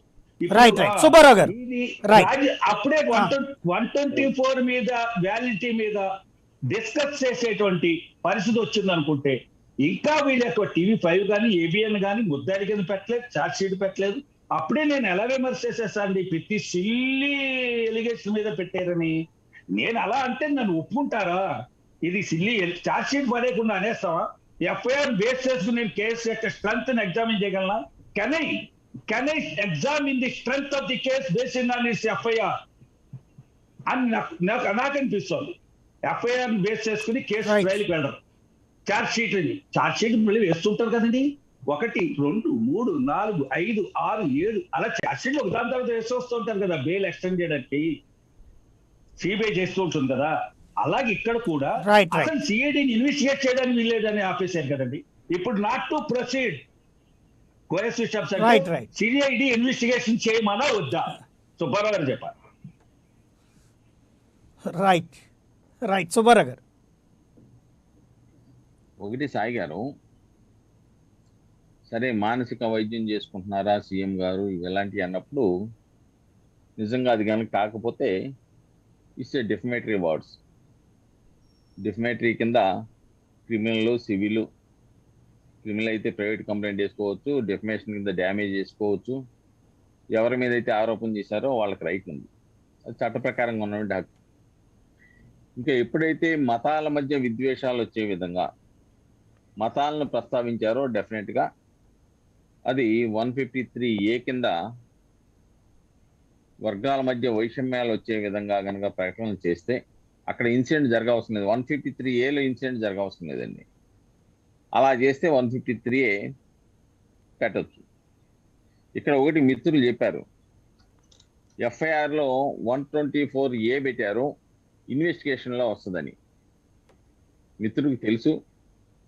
అయితే ఒక ఎఫ్ఐఆర్ కట్టినప్పుడు ఎఫ్ఐఆర్ బేస్ చేసుకొని సెక్షన్లు వేసేటప్పుడు ఆ ఇంగ్రీడియంట్స్ ఉన్నాయా లేవా అని చూసి వేయాలి. ఇన్వెస్టిగేషన్లో గనక అదనంగా గనక సమాచారం వస్తే అప్పుడు సెక్షన్స్ యాడ్ చేసుకోవాలి. అంతే తప్ప నీకు ఎఫ్ఐఆర్ ఇచ్చినటువంటి ఫిర్యాదులో కంటెంట్స్ కనుక లేకుండా కంటెంట్స్లో లేనటువంటి సెక్షన్లు వేసేటువంటి హక్కు ఇన్వెస్టిగేషన్ ఆఫీసర్కి లేదు. ఇన్వెస్టిగేషన్ చేసిన తర్వాత ఇదిగో ఈ సెక్షన్ సంబంధించిన ఇంగ్రీడియంట్స్ వచ్చినాయని చెప్పేసి సెక్షన్ ఆఫ్ లా మార్చుకొని వీళ్ళు ఛార్జ్ షీట్లు వేసుకోవచ్చు. ఎడిషన్ ఛార్జ్ షీట్ వేసుకుంటారా, ఫైనల్ ఛార్జ్ షీట్ వేసుకుంటారా, వేసుకోవచ్చు. కాకపోతే ఇక్కడ జరిగింది ఏంటంటే అండి, 124A నాకున్న నాలెడ్జ్ ప్రకారం పెడతాం. కారణం ఏంటంటే మిగతా సెక్షన్లన్నీ కూడా 7 years బిలో పనిష్మెంట్ ఉన్న నేరాలు, అర్నేష్ కుమార్ జడ్జిమెంట్ లో 7 years బిఫోర్ పనిష్మెంట్ ఉన్న నేరాల్లో అన్నెసరీగా అరెస్ట్ చేయకూడదు, రొటీన్ మేనర్ లో అరెస్ట్ చేయకూడదని ఏదైతే చెప్పారో దాన్ని ఓవర్కమ్ అయిపోయి ప్రతీకారం తీర్చుకోవాలనే ఉద్దేశంతో 124A కనుక పెడితే ఎక్కువ రోజులు ఉంటారు, ఇది దేశద్రోహ నేరం కదా, దీనికి లైఫ్ కూడా ఉంది కదా, కాబట్టి ఎక్కువ రోజులు ఉంటారని చెప్పేసి పాపం సిఐడి వాళ్ళు కొంత అత్యుత్సాహంతో పెట్టినట్టుగా అర్థమవుతుంది. కానీ రేపు సాయి గారు ఈరోజు చెప్తున్నాను, 124A అప్లై కాదు అని చెప్పేసి చెప్పడానికి సుప్రీంకోర్టు చెప్పడానికి ఎక్కువ అవకాశాలు ఉన్నాయి. కాబట్టి అప్లై కాదు ఆ సెక్షన్స్ లో ఈ ఇంగ్రీడియంట్స్ ప్రకారం, ఈ ఇన్వెస్టిగేషన్ లో ఉన్న అంశాల ప్రకారం అది అప్లై కాదు అని చెప్పడానికి ఎక్కువ అవకాశాలు ఉన్నాయి సుప్రీంకోర్టుకి. చెబుతుందని చెప్పను, ఎందుకంటే మళ్ళీ దాంట్లో ఇంటర్ఫియర్ అయినట్టు అవుతుంది. నేను చెప్పడానికి అవకాశాలు ఉన్నాయి. కాబట్టి ఇక్కడ మనం చూడాల్సిన సాయి గారు, రైట్ ఫైనల్ గా పురుషోత్తం రెడ్డి గారు, ఒక జడ్జి గారు మాట చెప్తానండి. జడ్జి గారు ప్రజల మామూలుగా తెలుగులో అంశాలు ఉన్నాయి చదివి వినిపించమంటే లావు నాగేశ్వరరావు గారు చెప్పారు, ప్రజలు మిమ్మల్ని తంతారు, కూలదోస్తారు అని రామకృష్ణరాజు గారు అన్నారు అని జస్టిస్ లావు నాగేశ్వరరావు గారు చెప్పినప్పుడు దివాన్ చెప్పింది, దివాన్ న్యాయవాది చెప్పింది నిజమే, ఇది మీడియా గొంతు నొక్కటమే అవుతుంది అన్నారు. అంటే చాలా స్పష్టంగా న్యాయమూర్తులు ఒక కంక్లూజన్కి అయితే వచ్చారు, ఇది అనవసరంగా పెట్టారనే అభిప్రాయం వాళ్ళ భావాల్లో ఉంది. అది రేపు ఎక్స్ప్రెస్ చేసేటువంటి అవకాశాలు ఉన్నాయి. కాబట్టి ఏదేమైనప్పుడు కూడా ఇక్కడ నేను రామకృష్ణరాజు గారిని సమర్థించను, ఇంకొకరిని సమర్థించను. అందరికి రూల్ ఆఫ్ లా ఒకటే ఉండాలి. ఒకళ్ళకి ఒక చట్టం, ఇంకోళ్ళకి ఒక చట్టం ఉండకూడదు. ఎవరు కులాలను ప్రస్తావించినా వాళ్ళ మీద కేసు పెట్టాలి. అధికార పార్టీయా, ప్రతిపక్ష పార్టీయా, ఇంకో పార్టీయా ఎవరైనా కానీ కేసులు పెట్టాల్సిందే. నేరాలు చేస్తే నేరాల ప్రకారం శిక్షించాల్సిందే న్యాయస్థానాల ద్వారా. కాబట్టి ఇక్కడ అది జరగట్లేదు. ఎప్పుడైతే వన్ సైడ్ గా జరుగుతూ ఉందో కాబట్టి ప్రజల్లో ఒక అపోహ వస్తూ ఉంది. ఎందుకులే మనకెందుకులే, హక్కుల గురించి మాట్లాడాలన్నా భయపడిపోతున్నారు, వాళ్ళ సమస్యలు చెప్పుకోవాలన్నా భయపడుతున్నారు, ప్రభుత్వం ఒక మాట అన్నాలన్నా ఏ దేశ ద్రోహం పెడతానన్నా భయపడుతున్నారు. ఇటువంటి పరిస్థితి ఉత్పన్నం అవుతుంది. కాబట్టి ప్రభుత్వం కూడా 151 మంది ఎమ్మెల్యేలు ఉన్నారు కాబట్టి ప్రభుత్వం కూడా ప్రజల మన్ననను పొంది మరొకసారి అధికారం లాటానికి చేయాలి తప్ప నియంతృత్వంగా వ్యవహరించడం అనేది ఇంత మెజారిటీ ఉన్న ప్రభుత్వాలకు సరికాదనేది, ఇలాంటి కేసులు పెట్టడం అనేది కూడా సరైన విధానం కాదు. మీడియా స్వేచ్ఛని ఆలోచించండి. మీడియా విమర్శిస్తుంది, విమర్శించినంత మాత్రాన మీడియాని ఏదో ఒక శత్రువుగా చూడటం కూడా సరైనది కాదు ప్రభుత్వానికి. సాయి గారు రైట్ మళ్ళీ మీ దగ్గరకు వస్తాయండి. ఫైనల్ గా పురుషోత్తం రెడ్డి గారు మీ దగ్గరకు వచ్చే ముందు ఒక్క నిమిషం వెంకటరెడ్డి గారు దాన్ని క్లారిఫై చేస్తే బాగుంటుంది. వెంకటరెడ్డి గారు, ఇందాక సుబ్బారావు గారు చెప్పిన దాంట్లో కోర్టులో ఇప్పుడు ఏదైతే రఘురామకృష్ణరాజు గారు వాళ్ళని ఏదైతే 2 అంశాలను ప్రస్తావించి చెప్పారు. ఆయన అట్లా చెప్పలేదండి. వాలంటీర్లు మీరు కొట్టేయండి, వాలంటీర్లు మీ ఇంటికి వస్తే వాళ్ళని తరిమి కొట్టండి అంటే వాళ్ళని ప్రభుత్వానికి ప్రజలకి మధ్య ఎవరైతే పనిచేస్తూ ఉన్నారో వాళ్ళని కొట్టమని చెప్పేశాడు ఒక ఎంపీ వెళ్ళి డైరెక్ట్గా. అంటే అక్కడ విద్వేషాలు రెచ్చగొట్టేటట్టుగా అనిపించట్లేదా మనకి? అంటే వాళ్ళందరినీ మీరు తరిమి కొట్టేయండి, చంపేయండి అని మాట్లాడినట్టుగా. కొట్టమంటే ఏంది? దాన్ని గట్టిగా కొడితే ఏమైంది? చచ్చిపోతారు కదా. అంటే డైరెక్ట్గా చంపేయండి ఇటు అంటే వాలంటీర్లు 2,60,000 మంది ఈరోజు వాలంటీర్లు ఉంటే వాళ్ళందరినీ మీ ఇళ్ళకి వాలంటీర్లు వస్తే వాళ్ళని కొట్టేయండి అని డైరెక్ట్గా ఓపెన్గా స్టేట్మెంట్ ఇచ్చాడు ఆయన. ఇవన్నీ ఏంటండి? ఇవన్నీ ఏ విధంగా వస్తాయి? ఇవన్నీ రావా? దట్టు నిన్న వెళ్ళింది ఎవరైతే ABN TV5 వెళ్ళింది ఏ అంశాల మీద? వాళ్ళు అసలు మేము రఘురామకృష్ణరాజు గారి వీడియోలు అన్నింటినీ ప్రసారం చేశారని దాని మీద వెళ్ళా. కరోనాకి సంబంధించిన అంశాలను మేము ప్రసారం చేశామని చెప్పి మా మీద రఘురామకృష్ణరాజు కరోనా గురించి వినండి ఒకసారి చూడండి, మళ్ళీ కరోనాకి సంబంధించిన అంశాలను ప్రసారం చేశారు అనే దాని మీద రఘురామకృష్ణరాజు కరోనా మీద మాట్లాడిన దాని మీద మేము ప్రసారం చేశాం. అది అవ్వదు కదా, ఎందుకంటే సుప్రీంకోర్టు కరోనాకు సంబంధించిన అంశాలని ప్రస్తావించమనే చెప్పింది మీడియాని అనే దాని మీద వెళ్ళారు. మిగిలిన అంశాల దగ్గర వాళ్ళు వెళ్ళలేదు. అంటే ఒకసారి అక్కడ ఏంటంటే తప్పుదో పట్టించేటటువంటి కార్యక్రమం. అవన్నీ గమనిస్తూ సుబ్బారావు గారు దాని మీద కూడా చెప్తే బాగుంటుంది. మేమేదో కేసులు మీ లాయర్ ఏమయ్యారు? నిద్రపోతున్నారా? ప్రస్తావిస్తారు సార్, అన్నీ ఎక్కడికి వస్తాయి? కాదు సార్, మీకు న్యాయస్థానాలే కదా ప్రస్తావించాల్సింది. జరుగుతున్నప్పుడు వాళ్ళు కోవిడ్ వరకే మాట్లాడుతున్నారండి, అసలు విషయం ఇదండి అని చెప్పాలి కదా. అప్పుడు ప్రస్తావిస్తుంటే లాయర్ల బదులు మీరు వాదిస్తున్నారు ఇక్కడ.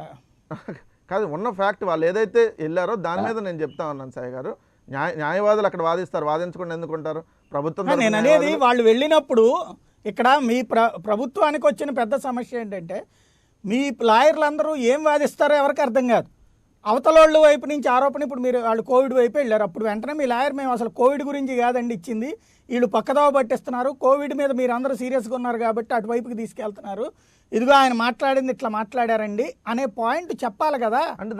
ఆగేది అలా కాకుండా మీరు సైలెంట్ గా కూర్చుని టీవీ ఛానల్లో కూర్చుని మాట్లాడేటువంటి పదం అక్కడ కోర్టులో వాదించడం చేత కావట్లేదు. విచారణ 6 వారాల తర్వాత విచారణ జరుపుతున్నప్పుడు ఆ విచారణలో పూర్తిగా అవతల తరపున వాదనలన్నీ వినిపిస్తారు. వాళ్ళు వెళ్ళిన కంటెంట్ నేను చెప్తా ఉన్నా. కరోనాకి సంబంధించి మేము ప్రసారం చేశాం కాబట్టి మా మీద కేసులు పెట్టారన్న అంశం మీద వాళ్ళు వెళ్ళారు. రేపు 6 వారాలకు వాయిదా వేశారు కదా. 6 వారాలు వాయిదా చేసిన తర్వాత విచారణ అప్పుడు స్టార్ట్ అయ్యింది కదా.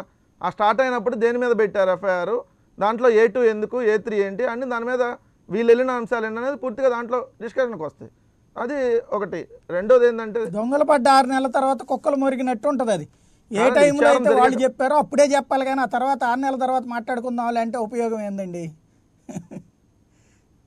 కాదు సాయి గారు, దాంట్లో గారు ఏదో చెబుతున్నారు. వాయిస్ ఇందా నాకు ఇచ్చారో లేదు తెలియదు. రోజు ఫోన్లు ఏం చేస్తున్నారు తెలుసా? ఫోన్లు ఏమొస్తుందో తెలుసా అండి? వైసీపీ లీడర్లకి, వైసీపీ పార్టీ గవర్నమెంట్ లీడర్లకి, వాళ్ళ పార్టీ వాళ్ళకి ఏం దొరద మీకెందుకని నన్ను అడుగుతున్నారు. వాళ్ళు ఎక్కడైనా కోర్టులో చెప్పని విషయాలు మీరు ఎక్కడ చెప్తున్నారంటే మీడియాలో మీరేం చెప్తున్నారు అని అడుగుతున్నారు. మీడియాలో ఒక అడ్వకేట్ చెప్తున్నారంటే సాయి గారు అడుగుతున్నారు, పాప ఇంట్రెస్ట్ కొద్ది, ఆయనకి ఇంట్రెస్ట్, నాకు ఇంట్రెస్ట్, ప్రజలకు ఇంట్రెస్ట్ అని. ఇవాళ మీరు ఎంతటి సుప్రీంకోర్టులో చెప్పే ఉంటారని సార్, చెప్పే ఉంటే ఈ ఆర్డర్ రాదు కదా అంటారు సార్. చెప్పే ఉంటే ఇలా మీరు ఉండండి. మీరు ఈవేళ ప్రభుత్వం డిఫెన్స్ లో మనం కేసు తాంబాలు ఇచ్చే తన్నుకు చావండి అన్నట్టుగా ఉంటుందని ఆయన బాధ, నా బాధ కూడా. సిఐ ఈవేళ రఘురామకృష్ణరాజు గారు సబ్ జైలు నుంచి వెళ్ళారండి, హాస్పిటల్ నుంచి వెళ్ళారు, అది మీరు చూసుకోండి. రైట్ ఇప్పుడు చెప్పండి వెంకటరెడ్డి గారు.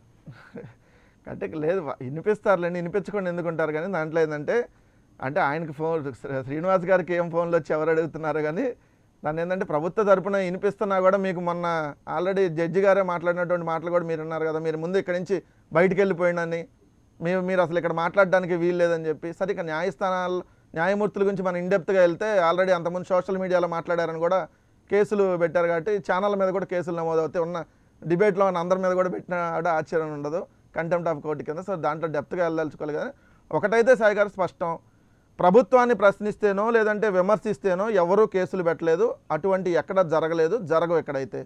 ఏదైతే వాళ్ళ 2 ఛానళ్ళ మీద పర్టికులర్గా ఒక సీక్వెన్స్గా వాళ్ళు ఏదైతే ఈ ప్రభుత్వం మీద నెగిటివ్ ఇంపాక్ట్ తీసుకెళ్తూ లేదంటే కుట్రలు పన్నుతున్నటువంటి దాని మీద పూర్తి స్థాయిలో ఆధారాలు ఉన్నాయి కాబట్టి ఆ వీడియోల ఆధారంగా A1గా రఘురామకృష్ణరాజు, A2, A3గా ఛానల్ మీద కేసులు నమోదు చేశారు. అవి న్యాయస్థానాల్లో విచారణ జరుగుతాయి కాబట్టి వెయిట్ అండ్ సీ.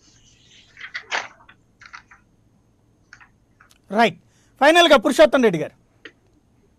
మీరు మన చర్చలో ప్రస్తావిస్తున్న ప్రధాన అంశాల్లో ఒకటి సుబ్బారావు గారితో నేను ఏకీభవించిందంటే ఏదైతే రాజద్రోహం కేసు ఉందో ఆ సెక్షన్ నిలబడకపోవచ్చు అని అంచనాతో నేను కూడా ఉన్నాను. ఖచ్చితంగా అది ప్రభుత్వం పెట్టేటప్పుడు జాగ్రత్తగా దాన్ని ఆలోచించాల్సిన అవసరం ఏమవుతుంది ఏమో అందరికన్నా ఒక రేపు కోర్టు సుప్రీంకోర్టు కొట్టేస్తే ప్రభుత్వానికి కొంత మచ్చొచ్చే అవకాశం ఉంది. మీరు ప్రధానంగా ప్రస్తావించినప్పుడు ఏదైతే మీడియాలో తప్పుడు వార్తలు రాస్తే వారిపైన చర్యలు తీసుకునేందుకు ఒక జీవోనే ఇచ్చిన తర్వాత దాన్ని ఈ టైంలో ఎందుకు ఉపయోగించుకోలేకపోయారు? ఈరోజు TV5 కానీ ఏబిఐకి కానీ అభ్యంతరకర వార్తలు అసత్యాల వార్తలు ప్రచారం చేసినా ప్రోత్సహించినా దానిపైన నోటీసులు ఇవ్వడం చర్యలు తీసుకోవడం లాంటివి చేస్తుంటే ప్రజలు హర్షించుంటారు, వాళ్ళు కూడా సరిదిద్దుకునేదానికి అవకాశం వచ్చిండేది. అట్లాంటిది అప్రోప్రియేట్ డెసిషన్స్ తీసుకోవట్లేదు. నేను ఒక లైవ్ ఎగ్జాంపుల్ చెప్తాను. ఇప్పుడు సిబిఐ విచారణ ఆంధ్రప్రదేశ్లో ప్రతిదానికి సిబిఐ విచారణగా మారిపోయింది. ఇప్పుడు సుధాకర్ గారి కేసు ఉంది, చనిపోయారు పాపం వాళ్ళు. ఇప్పుడు వారిపైన ఎంత జరిగింది? ఒక లాఠీ ఛార్జీ పైన సిబిఐ విచారణ. నిజానికి సుప్రీంకోర్టులో జస్టిస్ ఎన్వి రమణ గారు, రాజీవ్ గారు పంజాబ్ కేసులో 2017 ఆ ప్రాంతంలో అనుకుంటున్నాను, వాళ్ళు ఒక ఇష్యూలో సిబిఐ విచారణకు ఆదేశిస్తే దేని బట్టి దానికి సిబిఐ విచారణకి ఇవ్వడానికి లేదు, సిబిఐ ఏం దేవుడు కాదు అన్ని విషయాలు తెలియడానికి లోకల్ ఏజెన్సీలు ఉంటాయని స్పష్టంగా తిరస్కరించారు. ఇప్పుడు సుప్రీంకోర్టు చీఫ్ జస్టిస్ గా వారే ఉన్నారు. ఈరోజు ప్రతిదానికి సిబిఐ కేసు ఇస్తున్నప్పుడు రిప్రజెంట్ చేయాలి కదా మన ఆంధ్రప్రదేశ్ ప్రభుత్వం. ఉదాహరణకు సిబిఐ కేసుని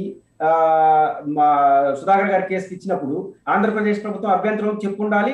అవసరం సుప్రీంకోర్టు ఏం గైడెన్స్ ఇచ్చిందో హైకోర్టు మీద ప్రొడ్యూస్ చేసి ఉండాలి. చివరికి ఏమైంది? కేసు ఇచ్చారు, అయిపోయింది. ఇప్పుడు సుధాకర్ గారు చనిపోయారు. ఇప్పుడు కూడా ఏమంటున్నారు? రాష్ట్ర ప్రభుత్వం వల్లే చనిపోయాడని చెప్పి ప్రతిపక్షాలు ఆరోపిస్తున్నప్పుడు ఆల్రెడీ సిబిఐ విచారణ నివేదిక ఇచ్చేసింది. ఆంధ్రప్రదేశ్ హైకోర్టు చీఫ్ జస్టిస్ గారికి అప్పీల్ చేయాలి కదా, ఇట్లాంటి వివాదం జరుగుతుంది, ఆ సిబిఐ మీకు నివేదిక ఇచ్చింది, మీరు తగిన చర్యలు తీసుకోండి, ఇది మంచిది కాదని అప్పీల్ ఆంధ్రప్రదేశ్ ప్రభుత్వం ఎందుకు చేయకూడదు? ఎందుకు ఆ సిబిఐ రిపోర్ట్ ఇంతవరకు బయటికి చెప్పట్లేదు? చెప్పి మంచి చెడ్డలు తేల్చాలి. అప్పుడు చేస్తే వ్యవస్థ మీద నమ్మకం వస్తుంది. అంతేకాదు సాయి గారు మీరు ప్రస్తావించినట్టు ఈరోజు సుప్రీంకోర్టు రఘురామకృష్ణరాజు ఎపిసోడ్ జరిగినప్పుడు ఏం స్వీపింగ్ రిమార్క్ చేస్తున్నారు? గుంటూరు మెడికల్ ఇచ్చిన డిపార్ట్మెంట్ ఇచ్చిందని తప్పని తేల్చేస్తున్నారు అందరూ. ఎవరు తేల్చారో తెలియదు, ఏ వ్యవస్థ తేల్చిందో తెలియదు, తప్పు రిపోర్ట్ అని అది ప్రభుత్వం చేసిందని మొత్తం చెప్పేస్తున్నారు. మిలిటరీ ఇచ్చినటువంటిది దాడి జరిగిందని, అది పోలీసులు జరిగిందని దాన్ని నమ్మే సుప్రీంకోర్టు జడ్జిమెంట్ ఇచ్చేసిందని ఇంటర్ప్రిటేషన్ చేస్తున్నారు. ఇక్కడ వైసీపీ న్యాయ విభాగం, ముఖ్యంగా ప్రభుత్వ న్యాయ విభాగం అంత ఎఫెక్టివ్ గా కృషి చేస్తా ఉందా అని అనుమానం కలుగుతుంది. ఎందుకంటున్నానంటే కోర్టు తీర్పులు చాలా స్పష్టంగా ఉన్నాయి. గవర్నమెంట్ ఏజెన్సీస్ ఉన్నప్పుడు, ప్రైవేట్ ఏజెన్సీకి పోకూడదని జీవోలు ఉన్నప్పుడు, చట్టం ఉన్నప్పుడు, కోర్టు తీర్పులు ఉన్నప్పుడు, అందులో వినంగా రమేష్ హాస్పిటల్ పదే అడుగుతున్నప్పుడు ఆ కోర్టు తీర్పుని ఎందుకు వీళ్ళు గట్టిగా వాదించలేకపోతున్నారు? అవసరం పై కోర్టుకి వెళ్ళి అప్పీల్ ఎందుకు చేయలేకపోతున్నారు? చాలా స్పష్టంగా ఉంది కదా, గవర్నమెంట్ డిపార్ట్మెంట్, గవర్నమెంట్ హాస్పిటల్ ఉన్నప్పుడు నిష్కారణంగా ప్రైవేట్ హాస్పిటల్ లేనప్పుడు మాత్రమే ప్రైవేట్ హాస్పిటల్కి పోవాలి అని స్పష్టమైన కోర్టు ఆదేశాలు ఉన్నప్పుడు కూడా దాన్ని పాటించుకుని దాన్ని భిన్నంగా రమేష్ హాస్పిటల్ అడుగుతున్నారు. ఈ వాతావరణం పెరిగితే ఆంధ్రప్రదేశ్లో ఏమవుతుంది? ఇంక ఎవరైనా సరే గవర్నమెంట్ హాస్పిటల్ నాకు నచ్చకపోతే నేను చేసుకోను, నాకు ప్రైవేట్ హాస్పిటల్ కావాలి అని ఇచ్చుకుంటూ పోతుంటే ఎక్కడికి వెళ్తుంది? రెండు నష్టాలు. ఒకటి, వ్యవస్థ ఆడికి వెళ్తున్న ప్రమాదం. రెండో విషయం, అన్ని వ్యవస్థల మీద నమ్మకాన్ని కోల్పోతున్నాం అనే పేరు వస్తే ఏమవుతుంది? దీనిపైన ఆంధ్రప్రదేశ్ ప్రభుత్వం సుప్రీంకోర్టులో ప్రత్యేకంగా వాదనలు తీసుకొచ్చి అసలు అఫిడేట్ దాఖలు చేసి దీనిపైన చర్చ అడగాలి. ముఖ్యంగా రఘురామకృష్ణరాజు పైన దాడి జరిగింది అని నిజమైతే రఘురామకృష్ణరాజుకి అన్యాయం జరిగినట్టు.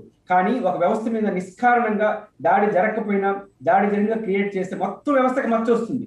దీన్ని అడగాలి కదా. ఈ రోజు రఘురామకృష్ణరాజు గారి కాలి గాయానికి సంబంధించి గుంటూరు హాస్పిటల్ ఏమిచ్చింది, మిలిటరీ హాస్పిటల్ ఏమిచ్చింది, అవసరం ఈ రెండు ఏజెన్సీలు తీసుకెళ్లి ఎయిమ్స్ కి ఇచ్చి నిజాన్ని నిగ్గుదేల్చడం కోసం ఆంధ్రప్రదేశ్ ప్రభుత్వం ప్రత్యేక శ్రద్ధ తీసుకోవడం ద్వారా తన మీద వచ్చిన మచ్చను పోగొట్టుకునే అవకాశం వస్తుంది. కానీ అయిపోయింది కదా, ఆ కేసును ముగించేద్దామంటే కొట్టినట్ట కొట్టనట్ట వాళ్ళ పాటి వాళ్ళు కొట్టినట్టు చెప్పుకుంటున్నారు, తీర్పులు ఇచ్చేస్తున్నారు. కానీ ఆంధ్రప్రదేశ్ ప్రభుత్వం తరఫున వాదిస్తున్న లాయర్లు ఈ విషయంలో చాలా పరిమితంగా ఆలోచిస్తున్నారా, లేదా మన ముఖ్యమంత్రి గారు ఆల్రెడీ కోర్టులో వాళ్ళు మేనేజ్ చేస్తున్నారని ప్రచారం మన ప్రభుత్వం చేస్తా ఉంది కాబట్టి దాంట్లో కొట్టేస్తాం, మన బలహీనతలను కొట్టేసుకుంటున్నారని నాకైతే అర్థం కాలేదు. కానీ ప్రభుత్వం నుంచి వాసిన కీలకమైన చర్చల సందర్భాల్లో కూడా ఆంధ్రప్రదేశ్ న్యాయ విభాగం, ప్రభుత్వ విభాగం అంత క్వాలిటీగా పర్ఫెక్ట్ గా వ్యవహరించకపోవడం వల్ల కూడా ఇట్లాంటి సమస్యలు వస్తున్నాయేమో అని ఒకసారి ఆత్మ పరిశీలన ప్రభుత్వం చేసుకోవాల్సిన అవసరం ఉంది. ఫైనల్ గా నేను చెప్పదలుచుకుంది, సుబ్బారావు గారు పదే పదే ఏంటంటే నేరం జరగలేదు కదా అని. నేనే లైవ్ ఎగ్జాంపుల్. మీరు కూడా అప్పుడు తిరుపతిలో రిపోర్టర్ ఉన్నాడు. చంద్రబాబు గారు ముఖ్యమంత్రి హోదాలో విద్యుత్ ఛార్జీలప్పుడు నేను ర్యాలీకి వస్తున్నప్పుడు మేము వ్యతిరేకంగా పోయాం, నిరసన తెలియజేశాం. తెలిసి మా మీద పెట్టిన కేసు అంటే అటెంప్ట్ మర్డర్ కేసు చంద్రబాబు గారి పైన. కానీ మేము 3 ఏళ్ల పాటు జైలు చుట్టూ తిరిగాం. కానీ కోర్టు కొట్టేలా, చివరికి ప్రభుత్వమే కొట్టింది. ప్రభుత్వం కోర్టు కొట్టేయాలి కదా. సుబ్బారావు గారు చెప్పినట్టు అటెంప్ట్ మర్డర్ కేసు జరగలేదు, నేను చేయలేదు కదా చంద్రబాబు గారి పైన. కానీ ఎట్లా చేయలేదు కాబట్టి మీరు ఎట్లా కేసు పెడతారని మమ్మల్ని కొట్టేయలేదు. తిరిగి రాష్ట్ర ప్రభుత్వం రాజశేఖర్ గారు ముఖ్యమంత్రి అయిన తర్వాత ఆ కేసును ప్రభుత్వం ఉపసంహరించేందుకు మేము జైలు చుట్టూ తిరిగాం. మమ్మల్ని 5-6 రోజులు జైల్లో పెట్టారు. అప్పుడు అటెంప్ట్ ప్రయత్నం చేశారు కానీ కొట్టలేదు కదా, చంపలేదు కదా అని మమ్మల్ని వదిలేలేదే. కాబట్టి అటెంప్ట్ చేయడం అనేది చిన్న నేరమా? కానీ ప్రయత్నం చేయడం అనేది చిన్న నేరం అవుతుందా? ఖచ్చితంగా అటెంప్ట్ మర్డర్ కేసు పెడితే ఏ శిక్ష పడుతుందో విధంగా అటెంప్ట్ మర్డర్ సహకరించడం అట్లే అవుతుంది. ప్రయత్నం కూడా నేరం కదా. కాబట్టి ఈ రోజు రఘురామకృష్ణరాజు కులాల మధ్య ఇంకో దాని మధ్య చిచ్చు పెట్టే ప్రయత్నం జరిగితే అది నేరంగా ఉన్నట్టు అవుతుంది. కాబట్టి వాళ్ళు ఫైనల్ శిక్ష ఏమైనా కావచ్చు, కాబట్టి అదేం నేరం కాదు, జరిగితేనే నేరం. ఇంకా మనకు పార్లమెంట్ ఎలక్షన్ లో మీకు తెలుసు, ఈ రోజు మతాల మధ్య కులాల మధ్య చిచ్చు పెట్టే మాటలు, ప్రభావితం చేసే మాటలు పెడితే ఆ అభ్యర్థి డిస్క్వాలిఫై చేయాలి. మరి వాళ్ళు ప్రభావితం అయిపోలేదు కదా, ఓడిపోలేదు కదా, గెలవలేదు కదా అనేసి ఆ కేసు కాకుండా పోతుందా? కాబట్టి అటెంప్ట్ చేయడం అనేది నేరం కాదు, ఆ చట్టం కేసే పెట్టకూడదు అనేది నాకు కొంత విచిత్రంగా అనిపిస్తుంది. మేమే అనేక కేసుల్లో అటెంప్ట్ మర్డర్ కేసులు 3-4 సందర్భాల్లో పొలిటికల్ గా మేము ఎదుర్కొన్నాం, కోర్టు చుట్టూ తిరిగి ప్రభుత్వం ఉపసంహరించుకునేందుకు మేము శిక్ష అనుభవించాం పరోక్షంగా. కాబట్టి అటెంప్ట్ చేయడం ప్రయత్నమే కాదని మాట్లాడడం నాకు కొంచెం ఆశ్చర్యంగా అనిపిస్తుంది. రైట్. ఫైనల్ గా గోశాల్ గారు ఏదో చెప్తున్నారు. ఏం లేదండి, ఎక్కడి నుంచి ఎక్కడికి వెళ్ళిపోతున్నా కన్ఫ్యూజ్ అయిపోతున్నా అని కాదు. ఇప్పుడున్న పరిస్థితుల్లో 124A అప్లై అవుతుందా లేదా అనేది ఈ ఎఫ్ఐఆర్ స్టేజ్ లో ఎగ్జామిన్ చేయవలసిందని నేను అనుకోను. ఎగ్జామిన్ చేయలేం, we cannot examine the case on facts, ingredients ఉన్నాయి లేదా. 2, అసలు 124A రివ్యూ చేస్తున్నావా, ఐపీసీలో 124A రివ్యూ చేద్దాం అనుకుంటున్నావా, లేదా 124A ఇంగ్రీడియంట్స్ ఈ ప్రస్తుత కేసులో వీళ్ళిద్దరి మీద ఉన్నాయో లేదో అని అప్పుడే ఎగ్జామిన్ చేసేస్తున్నావా? ప్రాసిక్యూషన్ ఏజెన్సీ ఇన్వెస్టిగేట్ చేయాలి, వాళ్ళు ఎవిడెన్స్ వేయాలి, ఛార్జ్ షీట్ వేయాలి. ఛార్జ్ షీట్ వేసిన తర్వాత పూర్తి ఫైనల్ ఛార్జ్ షీట్ వేశాక వాళ్ళు ఏ లిస్ట్ ఆఫ్ విట్నెసెస్, ఏ డాక్యుమెంట్ ఫైల్ చేశారో అప్పుడు దాన్ని కలెక్టివ్ ఎగ్జామినేషన్ వాళ్ళన్నిటినీ ఎగ్జామిన్ చేసి డిశ్చార్జ్ చేయడమో, అప్పుడు ఇలా క్వాష్ చేయడమో ఏదో చేయొచ్చు. At the stage of FIR చాలా స్టేజ్ లో హైకోర్టులో ఛార్జ్ షీట్ వేశారా అని అడుగుతూ ఉంటారు పాపం మమ్మల్ని.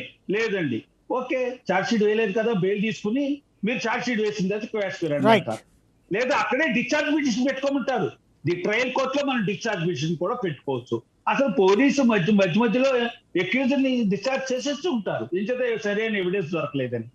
అసలు అప్పుడే ఇన్వెస్టిగేషన్ ఏజెన్సీని పనిచేయనివ్వకుండా మనమే మాట్లాడేస్తుంటే, ఇన్వెస్టిగేషన్ చేయకుండా ఉంటే ఏ కేసు తూతూ మాత్రంగా తద్దినంగా ఒక ఎఫ్ఐఆర్ పడేస్తారు, అందరూ మాట్లాడుకుంటారు. ఏమంటారంటే ఇది ఎలాగైనా కోర్టులో క్యాష్ అయిపోతుందేమో అంటారేమో, ఫర్దర్ ఇన్వెస్టిగేషన్ చేయరేమో, ఫర్దర్ ఇన్వెస్టిగేషన్ చేయవలసిన ఇంట్రెస్ట్ ఉండదేమో, నీరు గారిపోతుందేమో అని నా అభిప్రాయం. కాబట్టి అది 124A ఇంగ్రీడియంట్స్ లేవంటే ఏబిఎన్ మీద, టీమ్5 మీద ఓకే తప్పనిసరిగా కేసు వాళ్ళు నెగ్గుతారు. 125 ఈ మధ్య వ్యాఖ్యానాలు తీర్పులో భాగంగా మా మిత్రులు ఎవరో వ్యాఖ్యానిస్తున్నారు. మధ్యన వ్యాఖ్యానాలు తీర్పులో భాగం కాదు. ఈ పేపర్లు అవే రాసేస్తుంటాయి హెడ్లైన్ పెట్టి, మొట్టికాయలు జగన్ గారికి మొట్టికాయలు, ఎదురుదెబ్బ, చుక్కెదురు, అవమానం, తలదించుకున్నాడు. ఇవన్నీ ఈ వ్యాఖ్యానాలతో వచ్చిన గొడవే. వ్యాఖ్యానాలకి జడ్జిమెంట్ కి అసలు పొంతన ఉండదు అనే విషయం రఫెల్లో కూడా అంతే జరిగినాయి కదా. రఫెల్లో కూడా తీవ్ర వ్యాఖ్యలైనాయి, ఫైనల్ గా జడ్జిమెంట్ డిఫరెంట్ గా వచ్చింది. రైట్. థ్యాంక్ యూ అండి గోశాల్ శ్రీనివాస్ గారు, వెంకటరెడ్డి గారు, ముప్పాళ్ళ సుబ్బారావు గారు, పురుషోత్తం రెడ్డి గారు. ఇది పరిస్థితి. భావ ప్రకటన స్వాతంత్రపు హక్కుకి లిమిట్స్ ఉన్నాయా లేదా అంటే బాధ్యతతో కూడినటువంటి హక్కును వినియోగించుకోవాల్సినటువంటి అవసరం సదరు వ్యక్తులకి, సంస్థలకి ఉంటుంది. కాకపోతే దానికి సంబంధించినటువంటి చర్య దేశద్రోహం, రాజద్రోహం అవుతుందా, లేదంటే వేరే చట్టాలు ఉన్నాయా అన్నటువంటి దాని దగ్గరనే ఇప్పుడు ప్రధానమైనటువంటి చర్చ జరుగుతుంది. వరుసగా న్యాయస్థానాల్లో ఎదురు దెబ్బలు తింటున్న